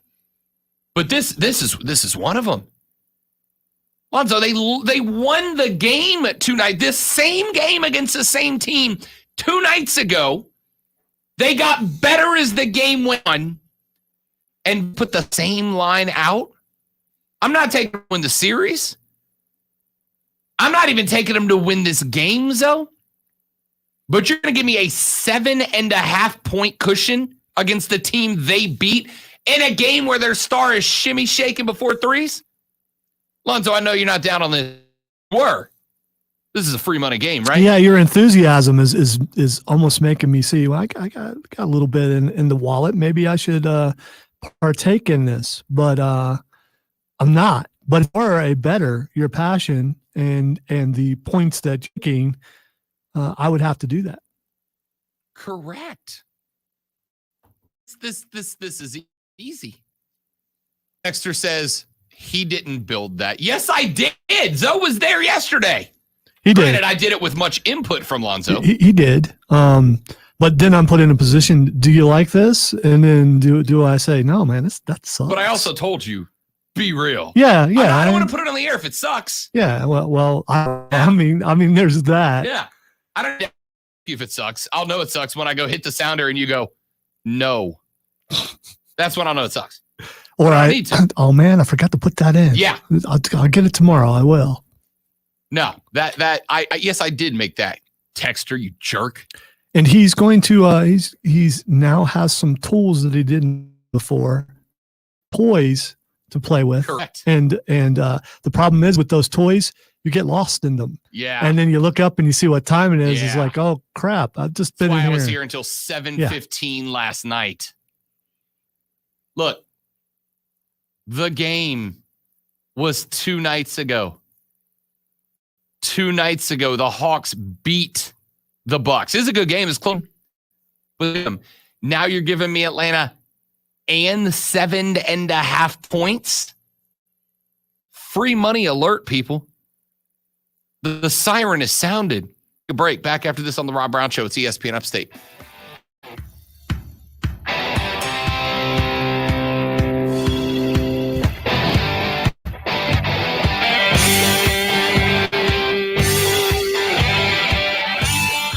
Prisma Health right here in the Upstate. Across the Midlands is the official healthcare provider for both the Gamecocks of South Carolina and the Tigers of Clemson, and they'll be the official healthcare provider for you and your family as well. Listen, when these athletics departments are trying to look after the kids in their care, it is of the utmost importance that they have the right people, the right doctors looking after the kids in the right way.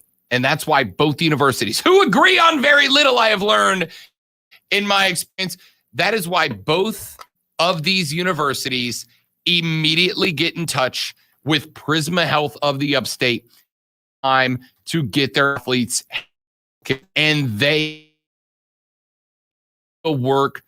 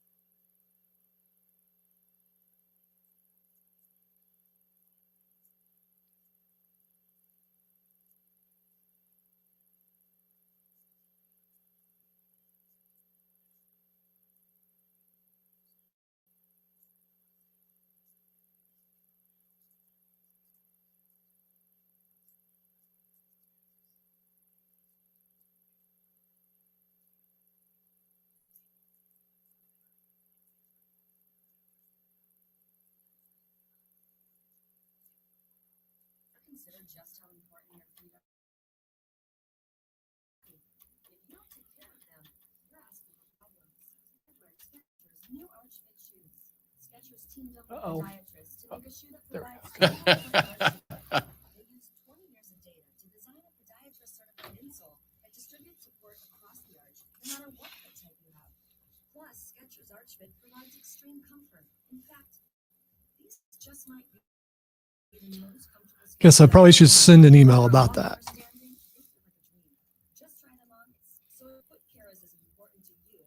More than likely, we'll just have to deal with it till we get the new Oh, boards. the utility button. Yeah. They're comfortable and they look great. Because when it comes to preserving my body, I know Skechers has my back and my feet. Get the support. Apparently, it's almost Shark Week.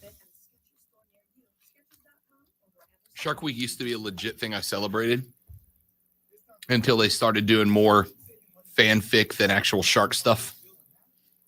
I jumped off the boat, pardon the pun, when a couple of years ago they did a whole documentary on the megalodon still exist. And I'm like, no, stop. There are, parts of the ocean that are so deep that we cannot explore them. Correct. But you don't get to claim it as true. You don't get to say it does exist. You can say we think it exists, and I need your reason for believing that it exists. But you don't get to put out a show that says it exists and we just can't find. No, you find it and then do the documentary. So the Jason Statham movie wasn't based on a true story. No, that's cool because that's Jason Statham kicking a shark in the face. I'm in. Speaking of Wrath of Man, have you heard of it? The newest Statham movie? I have not. I'm trying to talk the girlfriend into going to see it in theaters because it's Jason Statham.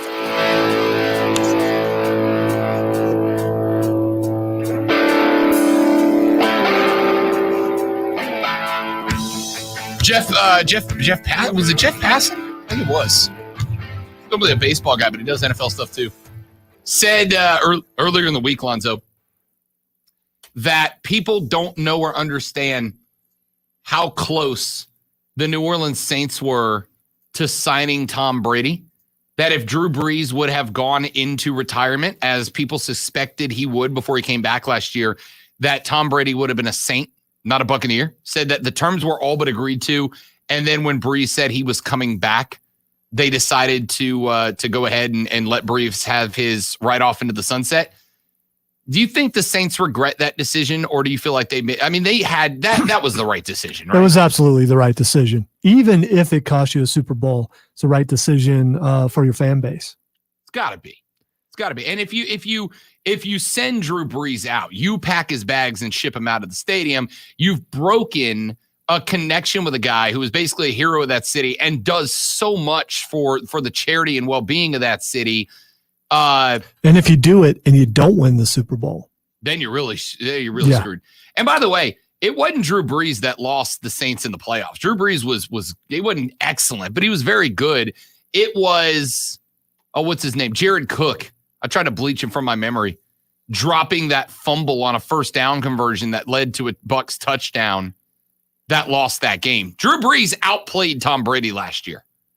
Should have been 3 for 3. Was 2-1 against him.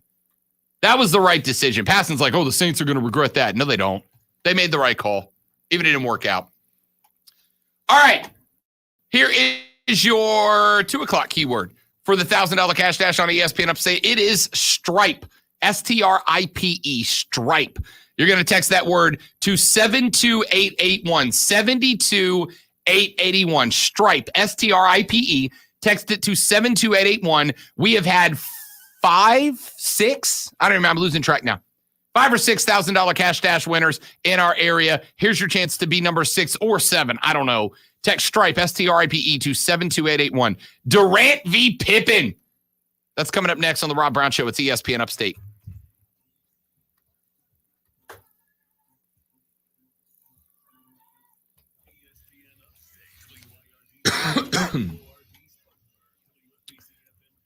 Is that a college baseball game on? No. I thought Vanderbilt didn't. Was that today? Maybe I was looking at it wrong. I was going to change the channel if it was.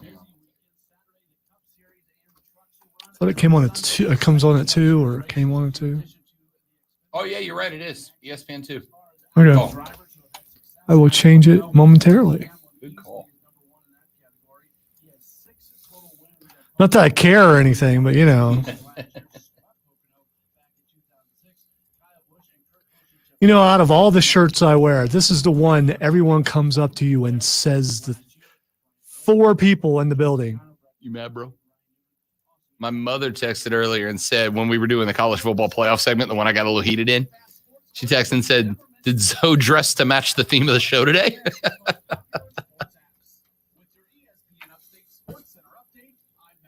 This is I forget what I'm wearing sometimes, and people say that. I'm like, oh, okay.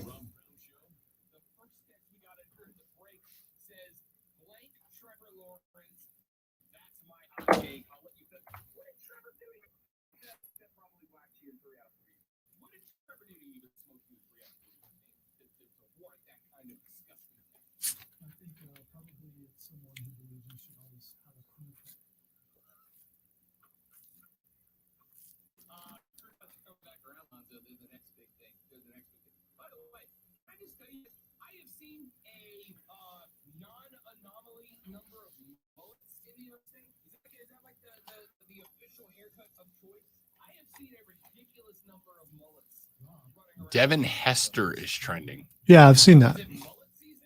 I was contemplating putting him on there. I'm not. You absolutely should. Seeing as how I have a whole lot. I mean,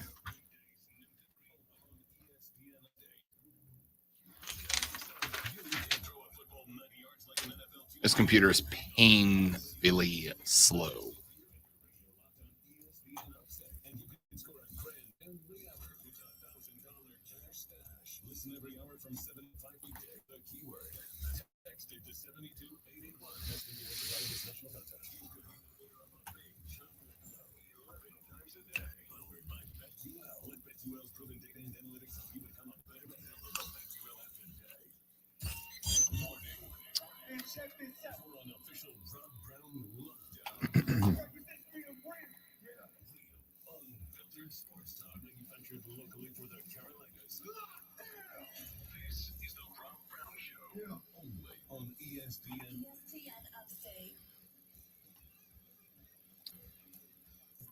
The Rob Brown Show back on your radio. This is ESPN Upstate. Welcome in, ladies and gentlemen, the third, the final, the best hour of the week gets going right now. I am Rob Brown. The great one, Lonzo, is at the helm. Glad to have you along for the ride. 844 GSP, ESPN, Vanderbilt, and NC State. Set to go. We had a texter just a second ago say any news is coming out of Omaha in the college series. Yes. Vanderbilt way delayed due to, quote, health and safety protocols, end quote. Health and safety protocols. I do not what that means. Obviously, it's a COVID delay, is what we got. well, there's some guys. I mean, they're out in. Yeah, they're in the dugout. Yeah, they're in the dugout. And so, I mean, I don't know. The teams look ready to go. The teams are out there. They look ready to go. But we are not entirely sure what it is. Now, Zoe and I obviously don't have the sound on the television, so I can't talking about NCAA baseball. Their official Twitter account, the NCAA College World Series Twitter account, just put out a tweet that says, #CWS game update. We are in delay due to health and safety protocols. Start time TBD. Now, here's what it looks like we have going on. I am speculating here. Okay, based on what I'm seeing in Twitter, based on what is being announced on television. Again, I can't hear it right now. But what I am seeing right now, it is coming across on Twitter, and I'm searching for the official response, but it looks like we may have had a player test positive with the team. I do not know which team it is. It is from, whether it's Vanderbilt or NC State. But it looks right now like we have had a player who has tested positive, and that is why this is happening. Now, I can tell you, though, this is going to get UGLY, and they ain't got no alibi. It's going to be difficult for college baseball, for the NCAA to explain this when, as they zoom out from the dugouts to show the camera, it's near 100% occupancy in the stands, right? Okay, now, at the end of the day, the NCAA can only do so much as far as who they are liable to protect, and the players are going to be their first priority. But when you have the stands full in Omaha, the caller just called and said it's North Carolina State had a player test positive, and they're testing other players now. Gotcha. Okay. So likely we're looking at, I would guess, probably an hour or two delay. If they are doing rapid response testing, what is it, like 15, 20-minute turnaround time? If they're doing the rapid response on-site testing. The fact that they haven't sent everybody home already makes you think that they're going to play this game. They want to play the game. They want to play the game. They don't want to have it disrupted. Texter says at ESPN, so does that mean that a team will win by forfeit? I have no idea. I don't know what the protocol is, and I don't know that they made the protocol public of what would happen. The fact that these teams are in the dugouts, they've shown both NC State and Vanderbilt players in the dugouts. The fact that these teams are in the dugouts right now, and by all accounts look to be ready to play the baseball game, lends me to believe, and again, I don't know this is speculation, lends me to believe that they are likely waiting on or administering tests to the NC State players. And if they have multiple players come back positive, then they'll probably forfeit. Which, could you imagine, Lonzo, being NC State, being an underdog in an away regional, winning it, going to Arkansas, being a massive underdog, getting smoked by 20 in your opening game, then taking the next 2 to go to Omaha, getting to Omaha, being an underdog in every game, and then ending up in a spot where you are a win away from moving on out of the bracket. God, that would. Well, Carolina State is. Here's a tweet. North Carolina State has announced that an undisclosed players have been placed into COVID-19 protocols. Multiple players. So the fact that it says players means, that's not good. No. If it's a player, they'll send them back to the hotel, quarantine them, and the rest of the guys will play. And, you just hope it's not somebody that has a huge influence on the game. If it is a number of players, then I would suspect they will forfeit. If it's a number of players, I suspect that they will forfeit. I don't know how they handle it. But if it is a number of players, I suspect a forfeit would be forced at that point. But I doubt it.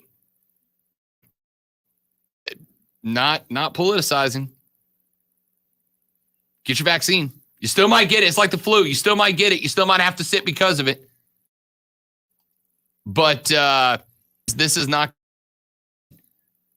NC State so far has been good, really good in this postseason. They've already beaten Vanderbilt once. Back, what was it? Not this past Monday, but the Monday before Monday. NC State knocked off Vanderbilt 1-0. Sam Heifel was dominant in that one. They turned around, that was the last one. Before that, they knocked off Stanford 10-4 to open it up. Now knock off Vanderbilt from moving on as bracket winner into the end of the championship game. They got to beat Vanderbilt once. Vanderbilt's got to beat them twice in order to move into the win. NC State's a win away from being in the College World Series. Keegan's texting in. He's watching it right now. He said unofficially it's 2 players so far, JT Jarrett and Evan Justice. 2 players so far testing positive for COVID-19. So my suspicion is they're likely doing the rapid response on every other player. And if they get a handful more players that get positive, I suspect they'll be forced to. Could you imagine for winning? What's the magic? I mean, how many players are there for College World Series? I don't know how many college baseball carries on the roster. Do you? It's in the low 20s. But I have no idea. Well, if the entire pitching rotation is out, then you're done. Yeah, you're done. If your entire infield's out, you're done. Your entire outfield's out. You got guys that you can step in. You can.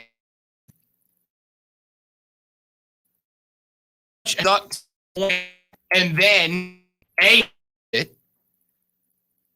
and lose out, or to have to send out. I mean, right now, at least 2 backups into your starting 9. That's rough. ESPN just pumped out an article on the push alert from Ryan McGee. Big fan. It says, quote, a key NC State player will not be available for the Wolfpack's push towards its first title, and another has been placed while the school and the NCAA are scrambling to assess others on the team, delaying the start of Game 11 between NC State and Vanderbilt.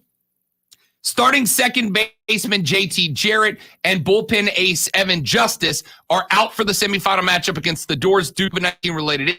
A source within NC State described Jarrett as, quote, no longer with the team, end quote. While Justice was still in Omaha quarantine, ES first learned a positive test concerning Jarrett on Friday morning.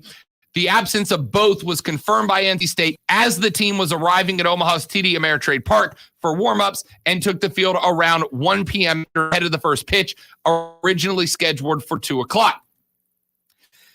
Jarrett has started all 55 of the Wolfpack's games this year, hitting .251 and committing only 2 errors all season long. Justice has been an innings-eating bullpen Ironman, earning all ACC pitching honors with a 5-2 record and 13 saves. He already earned a pair of saves in his College World Series as he was the closer for both Stanford and Vanderbilt.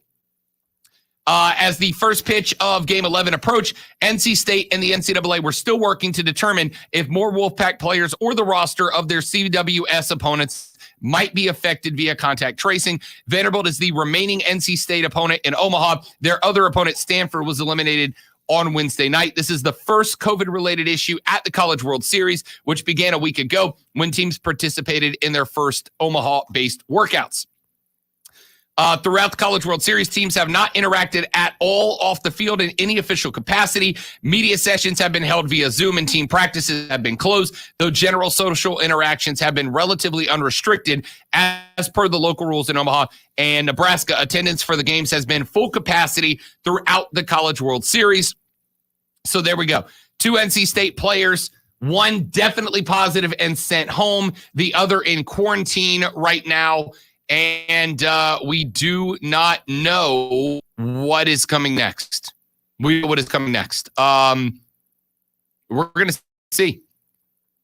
One of my Baton Rouge-based former interviews, I guess, colleague, he's a podcaster, says that with NC State having the last 2 days, teams did not spend all 48 hours locked down in the hotel.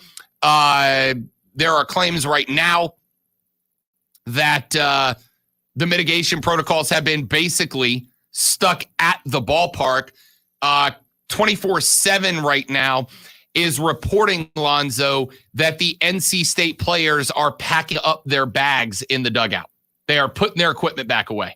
So it looks like we will not have this game played. So what does that mean? I mean, is it over? I mean, I don't know. Do they bring in a replacement team?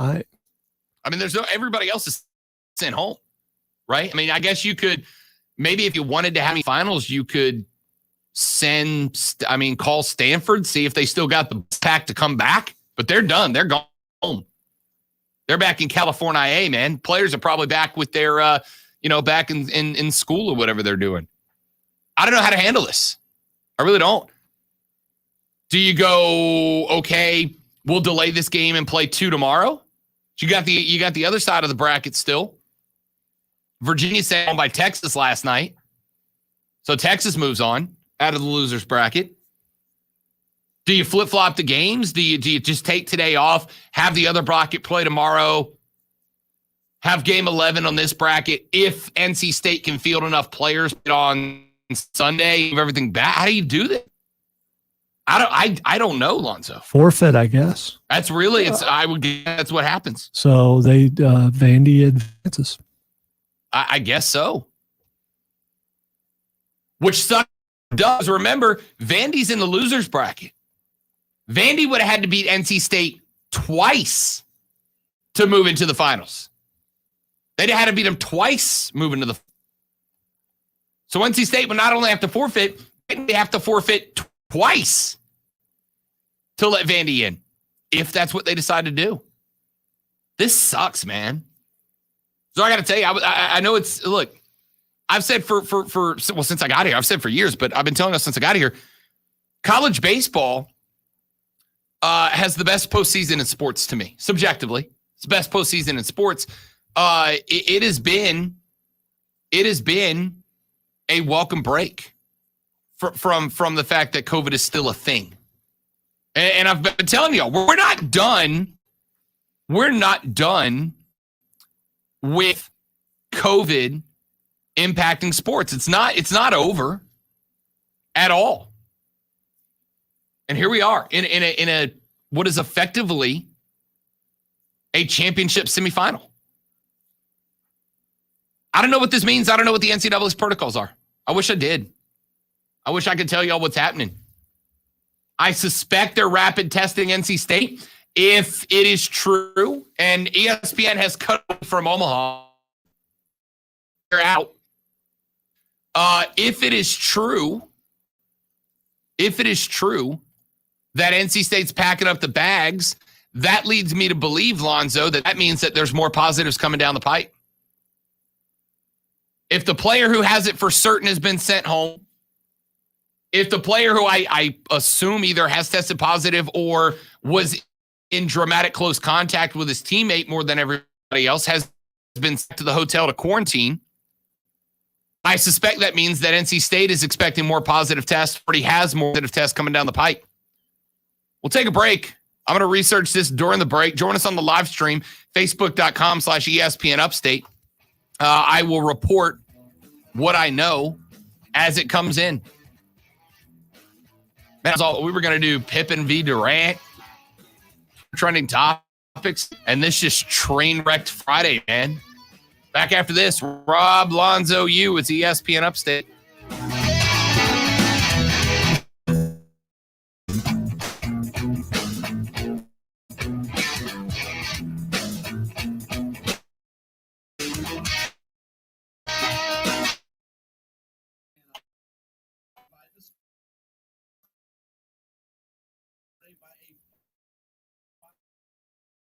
Freddie Freeman does hit his 17th home run of the year. Jesse Chavez got the start with 2 1/3, 2 runs on 2 hits, 3 strikeouts, 1 walk. He was added to the roster prior to the game to make room. They optioned right-handers Kyle Wright and Ty Tice, AAA Gwinnett. They also transferred left-hander Tucker Davidson and catcher Alex Jackson to the 60-day injury list, and right-hander Tanner Roark was selected from late. Up next for the Braves, they are going to continue the series against the Reds tonight. I know you're working on that, but I was thinking something. I didn't see it live. I wish it would have. Did it have sound to it? Scream or anything? I didn't listen. I just saw it. So.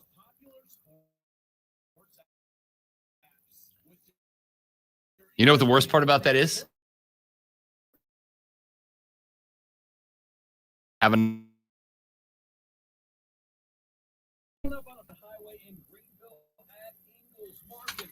just say that's from yesterday, huh?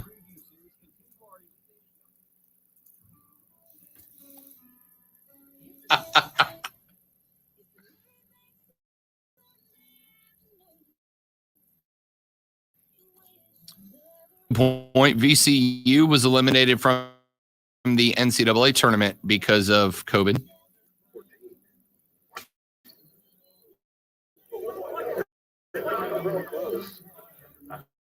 The head of the driver came off. And the ball somehow miraculously is in the middle of the fairway. Ooh.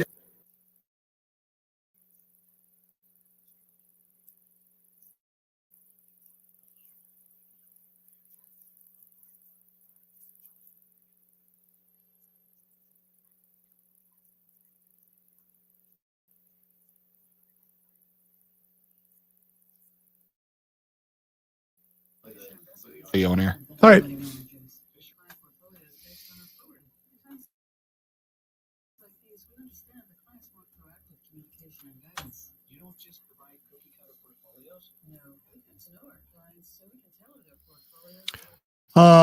They're showing. Hold on.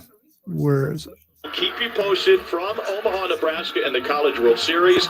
Vanderbilt and North Carolina State. The game starting at 3:07 Eastern, 2:07 local time. Smith at Sports Center. So they are going to try. Keegan says ESPN's reporting that NC State is going through the locker room trying to count how many active players they can put together. Well, think about it. If you're in that position and you're there, you're going to want to play. You figure it out, dude. No, I'm sure. I'm not sure, but I'm guessing Vandy still wants to play too. I mean, you don't want to advance that way.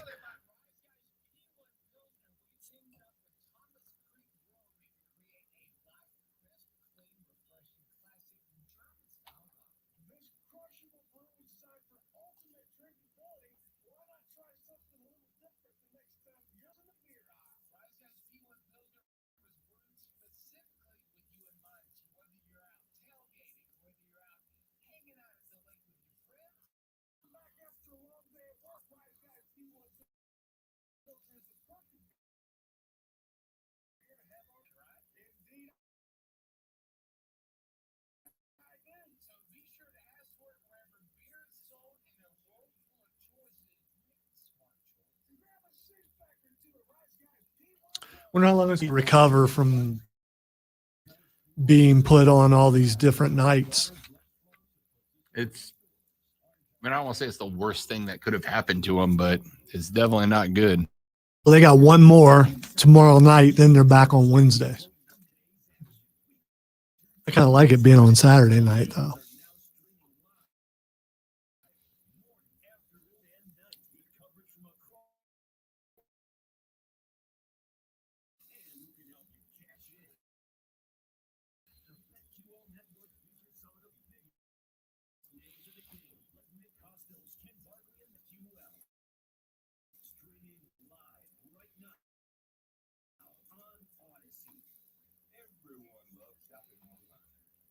I'm going to tell you what I tell my golf buddies when they buy clubs. Stop searching for coupon codes.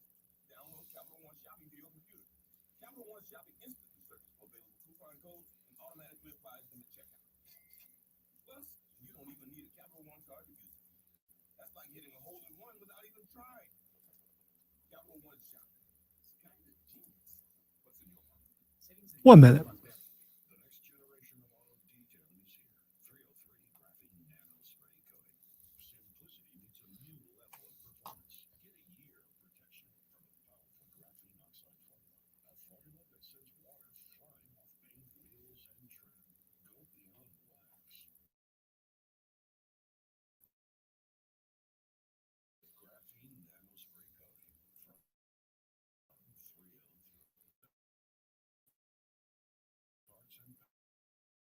Is sponsored by Napa Auto Parts. Wyndham is offering curbside or next day delivery for online orders on over 160,000 parts or getting involved in the local community. When it comes to serving you, Napa's motor never quits. That's Napa know-how. Hey, Rob,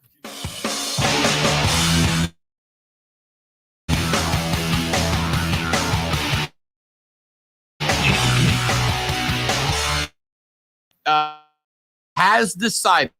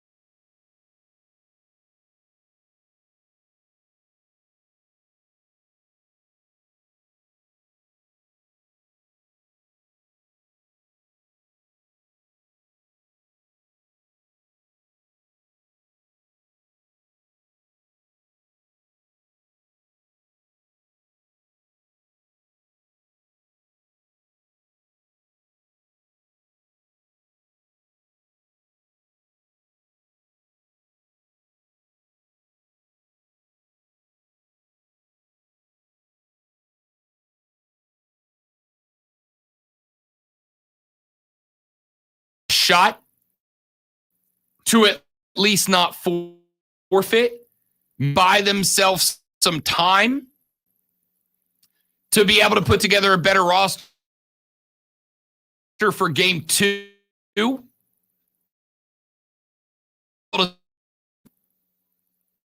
Vanderbilt's going to smoke. It looks like right now their goal to field a team that Cecil Hurt put out a tweet earlier and made the point that back in the NCAA tournament, remember, VCU, Virginia Commonwealth, had a couple of positive COVID tests. They had to forfeit the, what was, I want to say, second round game, round of 32 game, and Oregon got 18, if I recall correctly. The NCAA is trying to avoid that here in Omaha and will allow NC State to choose from whoever left is available to go out there on the field and play. So I'm just, I don't know, man. I'm just disappointed. So you're saying B team, but if they're only missing 2 guys, I mean, is it really the B team? I mean, if it's only 2 guys, fine. But from what I'm hearing and from what it sounded like from ESPN during, it sounds to me like other guys are getting sent back to the hotel for quarantine. It doesn't. They must have some reassurances that already postponed. The fact that they've already set a time is, like 35 minutes from now. The fact that they've already set up that time, that means they know they have to believe without a shadow of a doubt that they have enough to field a team. Texter's telling me that ESPN is saying that NC State will be, quote, super shorthanded, end quote. You're not super shorthanded if 2 guys are out. You're super shorthanded if 8 are out. Don't know, dude. Don't know. So anyway. Well, what if they win?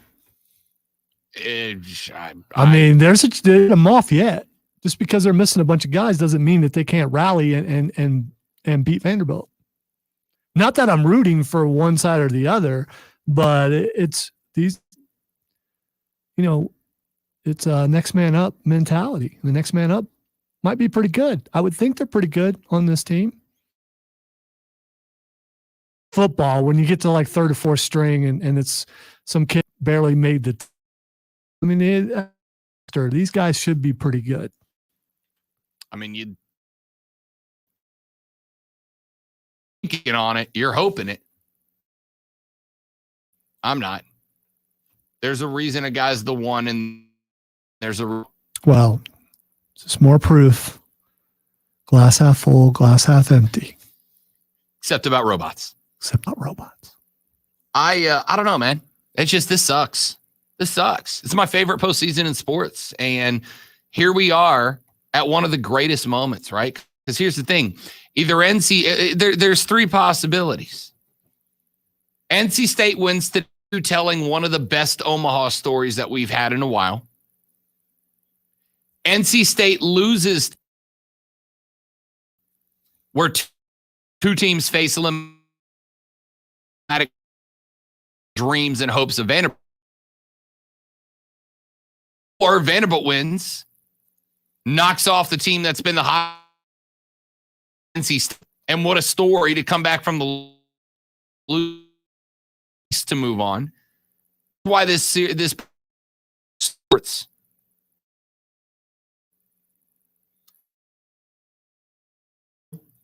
The school says, quote, ESPN, the school says a, quote, undisclosed number of players are in COVID protocols right now. What a bash. All right. Rest of the show, we'll give you what we know and then let Mark and Diesel take over and report to you from just kind of long. You know why? Awards, as we have won an award. Back after this, Rob Alonzo, you at ESPN Upstate.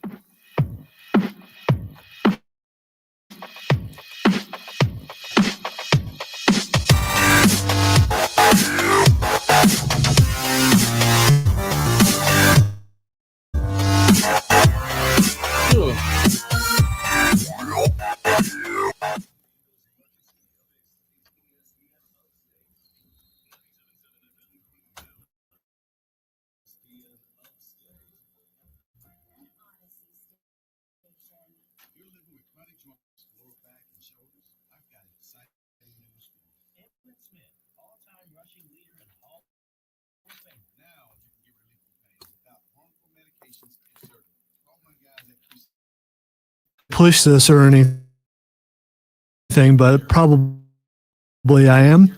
I have forgotten how good the Big Bad in Titans season 2 is.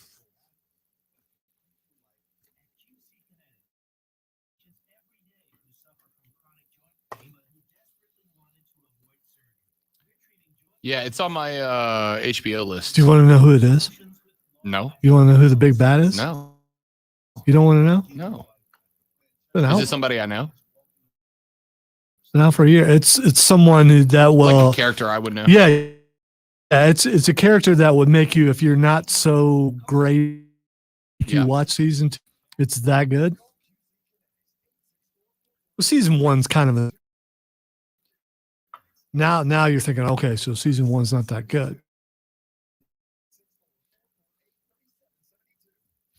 Obviously, it's Robin and Nightwing, so I'm a little bit biased towards it. Baseball. Line is Griffey right now. Wow. That's rude. Just happened to glance down and see Griffey lying there.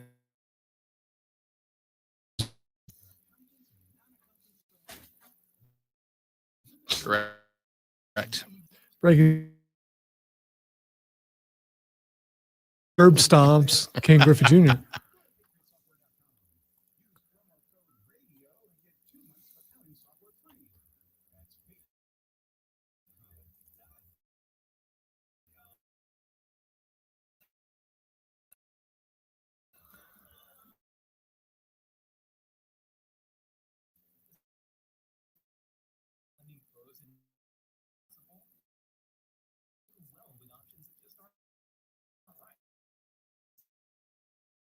Fast 9 has a post scene. Didn't see what it was, but Gonna see.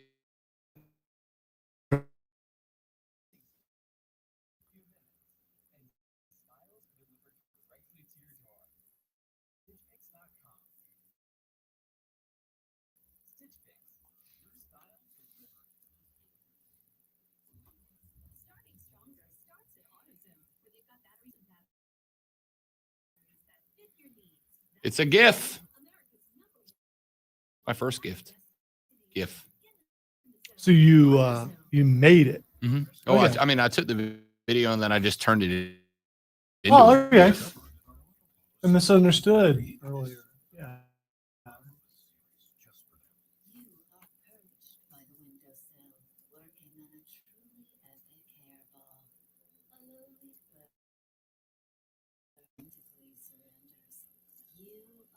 The bird surrendered?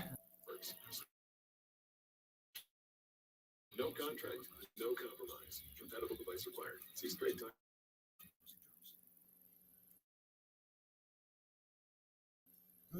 It's a cat.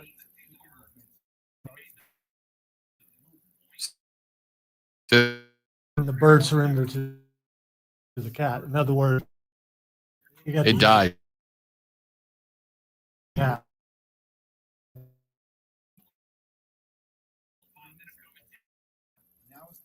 $13 available players total.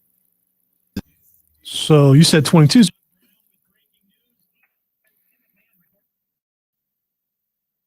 I should know these. 5 on the roster. 35 on the roster, including 27 who are on scholarship. So you have 27 to 13. So that's half the team, over half the team gone. Mm-hmm. Rob Brown Show, what do you want to talk about? Hey, what's your name? Hey,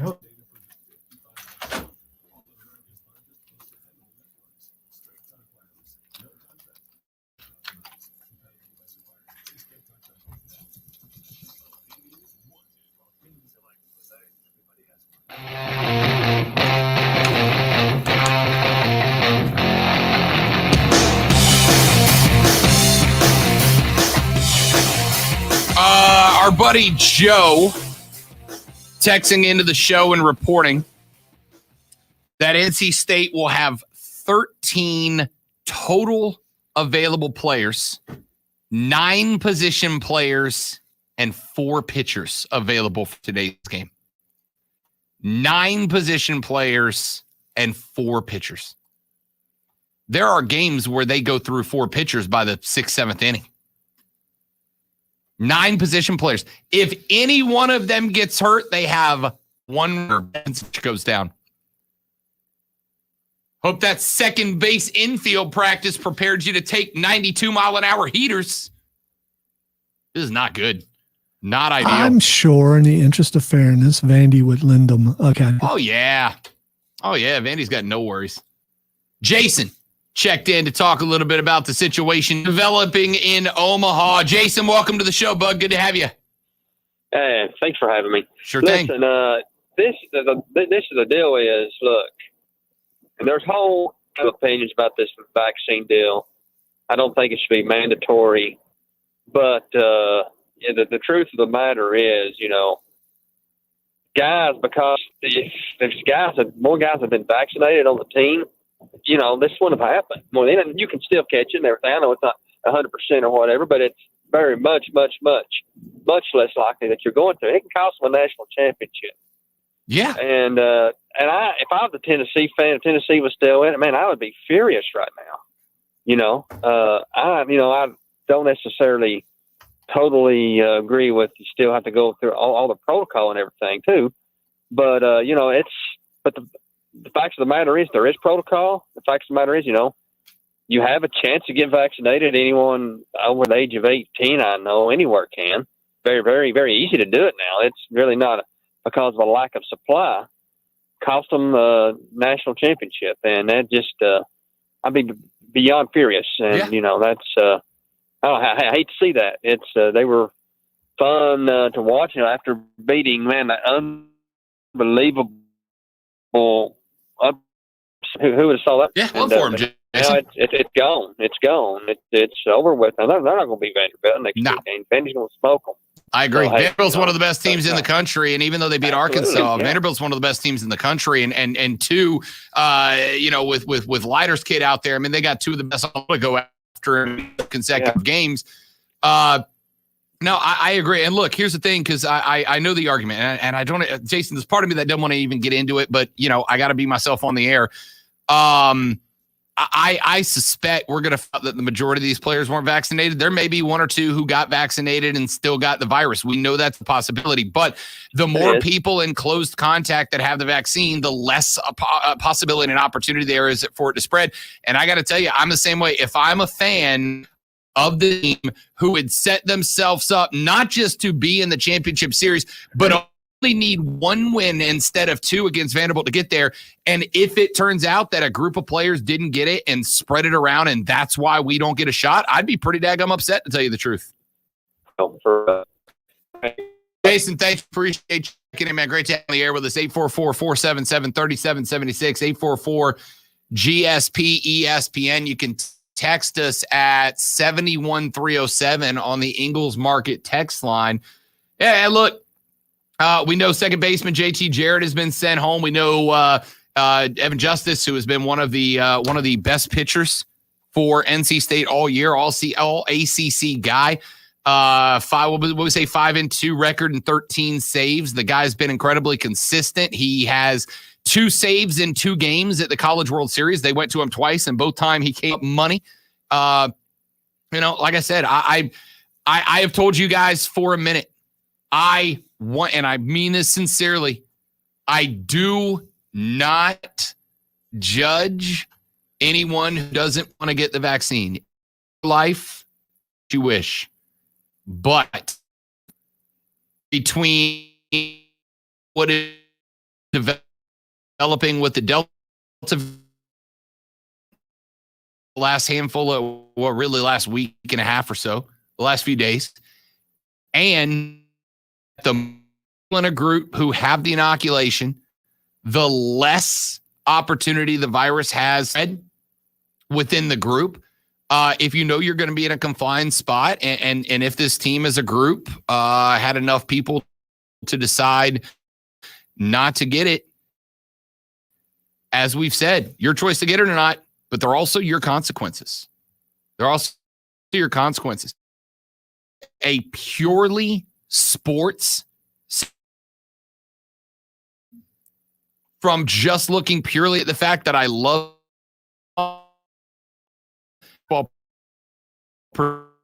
this is disappointing to have what amounts to a college championship semifinal end up where one of the hottest teams in Omaha gets to send 13 guys out to take on one of the best teams in the country. It's a disappointment. I get that it's a disappointment. It's also an opportunity of doing something that people don't think can be done, and to go down of history as a defeated but and got the victory. It definitely can happen. For the most recent time, our pessimism, optimism debate, they can't. Then why are they playing? They could very well have just said, hey, there's too many, we're going home, we're too depleted. They could have said, hey, we forfeit the game. But they're not doing that because the players, they want to play. They're going to go out there and they're going to give it their all. And I was not interested in this game at all because I'm not in college baseball, but now I am. And I want to see what they have a chance at winning. Would it be an amazing story? Miracle on ice. There are 10. Yeah, that team definitely. If they win, it's a movie in the making. If they win this game, it is movies out of Rob can get whoever he wants to play. So much alike. So I can be that guy, that positive guy, that guy who said, "Hey, I believe," and it happened. I will play the role of myself, disparaging their chances to win. Here, let's make it a little bit more real, Zoe. Let's make it a little bit more real. That did hurt. Thank you for asking. It could have hurt worse if something got caught. Let's make this real. If I'll even give you some runs. If NC State at the end of this game, Lonzo, we're the Waffle do the live stream. But if Vandy wins, okay, I'll take it. Really? Yeah, because I Really? mean, yeah, You've seen that jersey, right? yeah, is the jersey exist I'm after? not sure. Oh, I can get it on. All right. For those of you who don't know, we have a game worn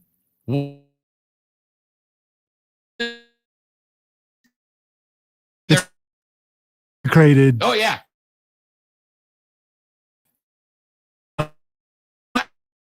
Stretched over pads. They're the size of your palm. All right. On Monday stream. All right, for how long? We didn't The show. For the entire show. The show. Okay. If it restricts breathing, that could be a problem. If it damages the integrity of the show, then we'll do something else with it. One of us is talking like this the entire time. Then we'll do away with it. Ow. If Vanderbilt by less than Vanderbilt wins by 3 runs or fewer, I will wear that Wofford jersey on the stream on Monday. But if Vanderbilt wins today by 3 runs or more, Lonzo has to wear the Wofford jersey on the stream on Monday. What happens if between now and 20 minutes from now, when it's supposed to happen, if the game is called off? Bets off. Okay. Bets off. I'll give you the bets off. Texter says ESPN, this could be the beginning of a Cinderella story, miracle movie like. It would be like it would be like a miracle because it would be a miracle. It would. A miracle being defined as something that it would be a miracle. Is watching anymore because usually about this time I'm getting texts going, "Don't you do it? Don't you dare do that? Don't you?" But you know, it's not like it's a dread. I will go to the live stream /ESPN on YouTube. We're going to run to break, do Twitter trending topics when we come back. I'm going to show that Lonzo will have on Monday.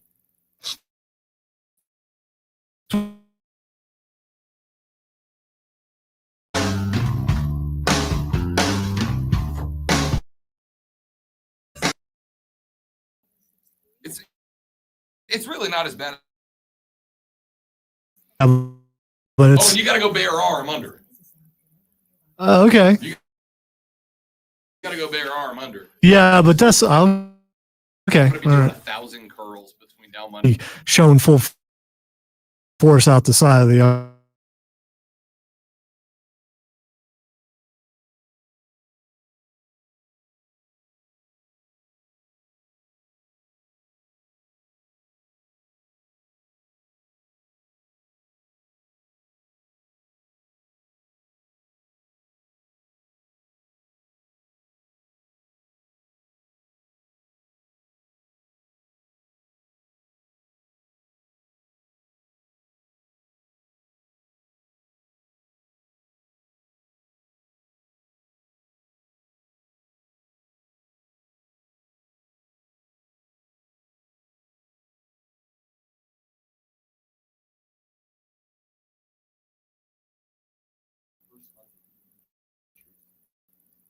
Your medication is sent directly to your house in a discreet package. It arrives instant-free in just 2 days. With Well, a healthcare professional for brand name medication. Simple, straightforward, the way healthcare should. Go to getwellness.com/athlete to save $15 on your first month of BD. Let's take care of things. Finding great trying to find a needle in a haystack. Sure, you can post your job to some job board, but then Austin comes along, which is why you should try ZipRecruiter for free at ZipRecruiter.com/radio.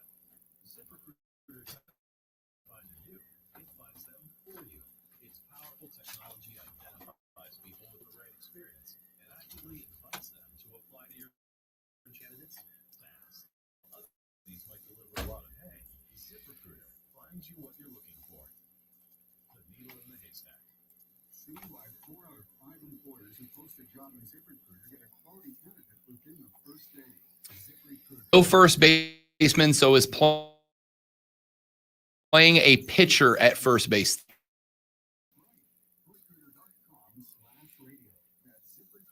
According to Barstool, if you trust them. Yeah.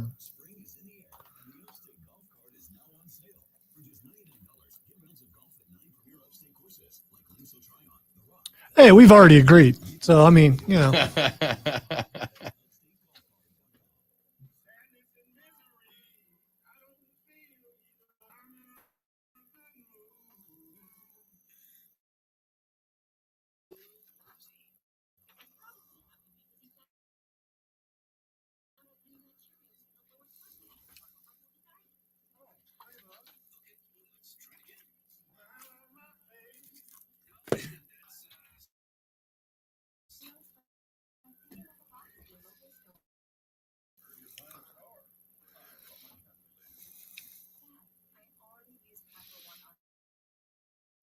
So it looks like they're jumping out to the game right now.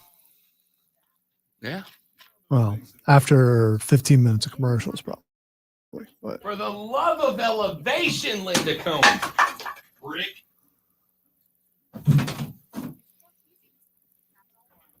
I love her. She's the best. Game time.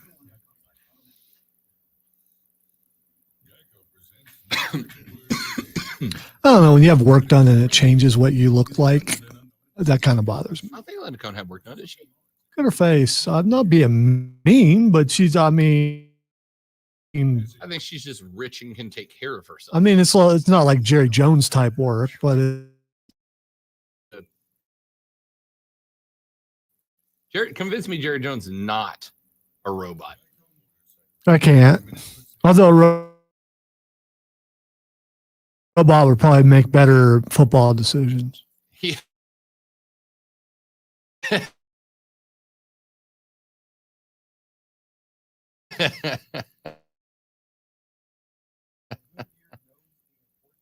Why won't GIF send?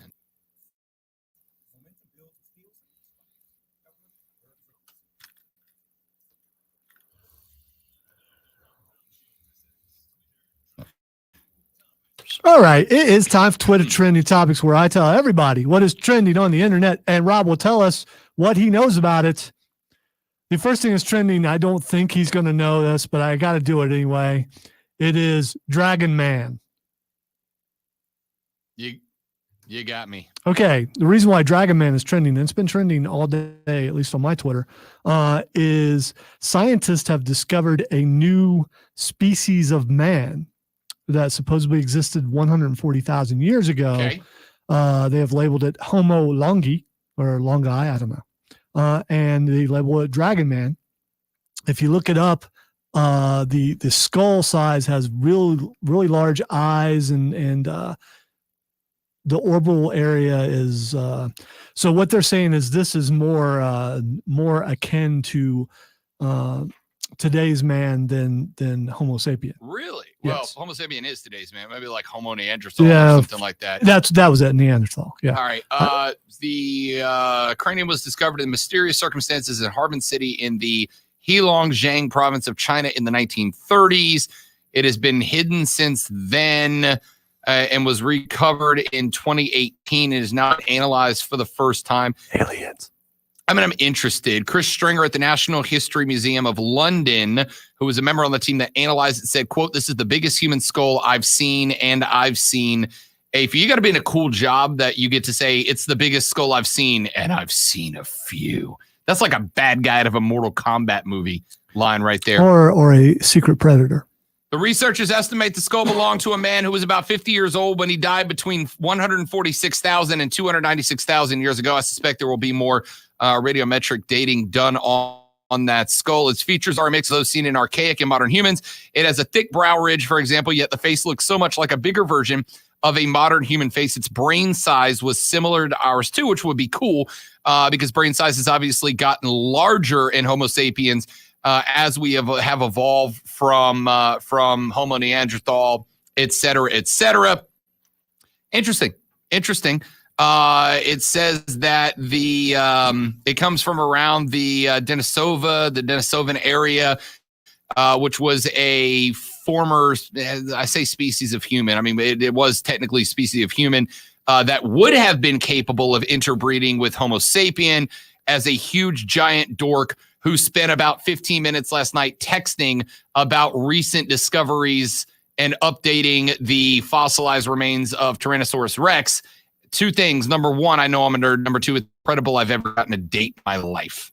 It's either an alien or what's the mix of human and angel? I forget the name of that. I should know that. It's in Diablo, and I should know that about that. But yeah, it's one of those. But I'm going with aliens. It's not really a human. I'm going with we discovered a new species of Humo, which is pretty sick, dude. Pretty cool. Yeah, I thought you'd be fascinated about that. I have research to do after the show now. All right. So the next thing that's trending is Scottie Pippen. Scottie does know. Scottie Pippen said that Kevin Durant is not as good as Braun. He said Braun would have figured out a way to beat the Bucks, which is ironic in a year that Braun couldn't figure out a way to beat the Suns. But hey, that's another discussion for another time. Anywho, he said, well, KD came back at Pippen and said, bro, how you gonna come at me when you were the dude? You were the dude that decided to go out there and not go into a game when the shot chart wasn't drawn up for you. You were the dude who elected to rehab during the season instead of during the off season so that you could enjoy your season when I would never do that, et cetera, et cetera. Durant v. Pippen is the only person that Kevin Durant goes after harder, Lonzo, than he went after Scottie Pippen is when Kevin Durant makes a fake Twitter account to criticize himself so that he can then go get my Twitter account that he tweeted from that he made to criticize himself. It's the only guy Durant hates more than Pippen, right? Yeah, I didn't know burner accounts exist till KD. Yeah, and now I know they do. I don't have any. Here's the thing. He's not wrong. He's not wrong, right? Here's why I find this intriguing. All of a sudden, Scottie Pippen's been on ESPN 4 days. You know what else is going on in Scottie Pippen's life right now? He just dropped his new brand of bourbon that he's trying to go out there and sell to take a chunk out of MJ, who notoriously loves bourbon. Here's a rivalry I didn't know I wanted to get all high schooly about, and I totally do. By the way, real quick, Keegan is telling me ESPN is reporting that NC State was given the option to forfeit and just play tomorrow or to go ahead and play today shorthanded. And they, of course, they elected to play shorthanded. Dream is real. The dream is real, man. I mean, look, if you pull off a miracle today and you make me look like a busted can of biscuits in a tight Wofford jersey Monday, great story. But otherwise, I mean, you're going to play tomorrow either way, so you might as well give it a shot. Hey, real quick, we have been nominated for a Star Award. Didn't know if y'all knew that or not. 2021 Star Award finalist for Best Sports Show / Sports Talk Show is the Rob Brown Show with Rob and Lonzo. Ladies and gentlemen, thank you. Thank you very much. Let's try to win you here for the week. What do you say? Your keyword for the upcoming 3 o'clock hour is Ocean, OCEAN, Ocean, OCEAN. Text that to 72881 for your chance to win a grand in the $1,000 cash dash on ESPN Upstate. It's Ocean, OCEAN. Thank you guys for hanging out. Hope you enjoyed the show. Enjoy your weekend. Don't drink and drive. Punch you in the face. We'll be back on days that look so good in their extra small football jersey. And for Lonzo, I'm Rob. Mark Wright and Diesel up next.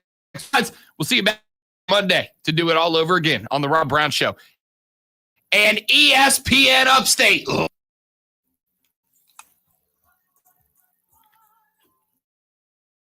Thanks for watching on the stream. We'll see you on Monday.